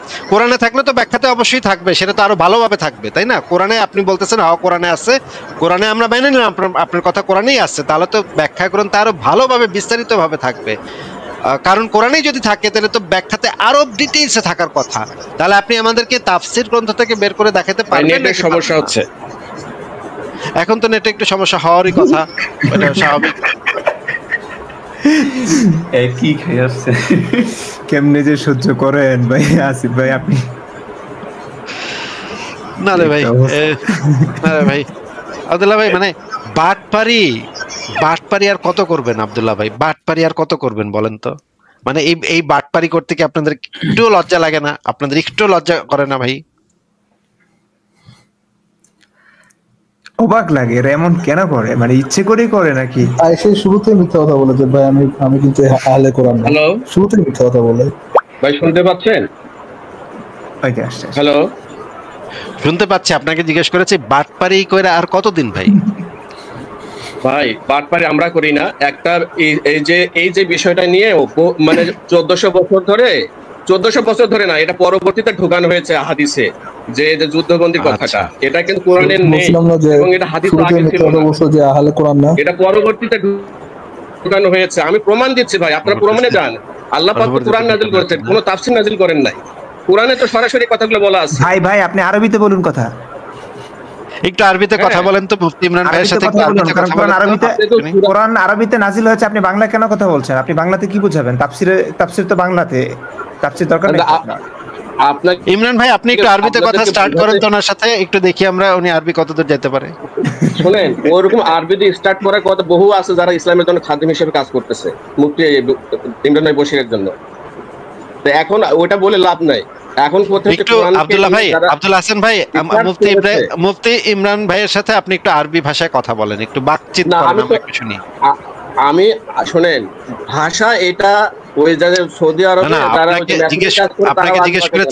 আপনাকে বলেছি যে আপনি একটু ওনার সাথে আরবি ভাষায় একটু কথাবার্তা বলেন, একটু কনভারসেশন চালান, আমরা একটু শুনি। না, আমরা কনভারসেশন প্রশ্নই আসে না, এখানে কোরআনের ব্যাখ্যা আছে সামনে, কোরআন আছে।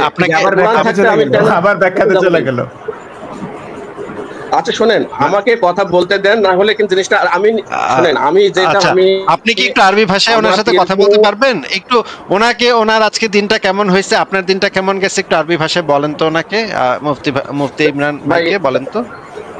ভাই আপনি নিজেও তো আরবি ভাষা জানেন না, তাহলে কেন? মানে আমি তো দাবি করি নাই কখনো ভাই যে কোরআনের আমি ব্যাখ্যা দিতেছি। ভাই আমি কোরআনের একটা ব্যাখ্যা দিতেছি, এটা তো আমি কখনো বলি নাই, কারণ কোরআনের ব্যাখ্যা আমি তাফসীর গ্রন্থ থেকে প্রখ্যাত স্কলারদের ব্যাখ্যাটা নিয়ে আসি, সেটা তো আমি রেফারেন্স সহ। তাহলে আপনি বলেন না ভাই কথা, কথার মাঝখানে কথা বলেন না ভাই। আমি কখনো কোরআনের কোনো আয়াতের কোনো ব্যাখ্যা দেই না।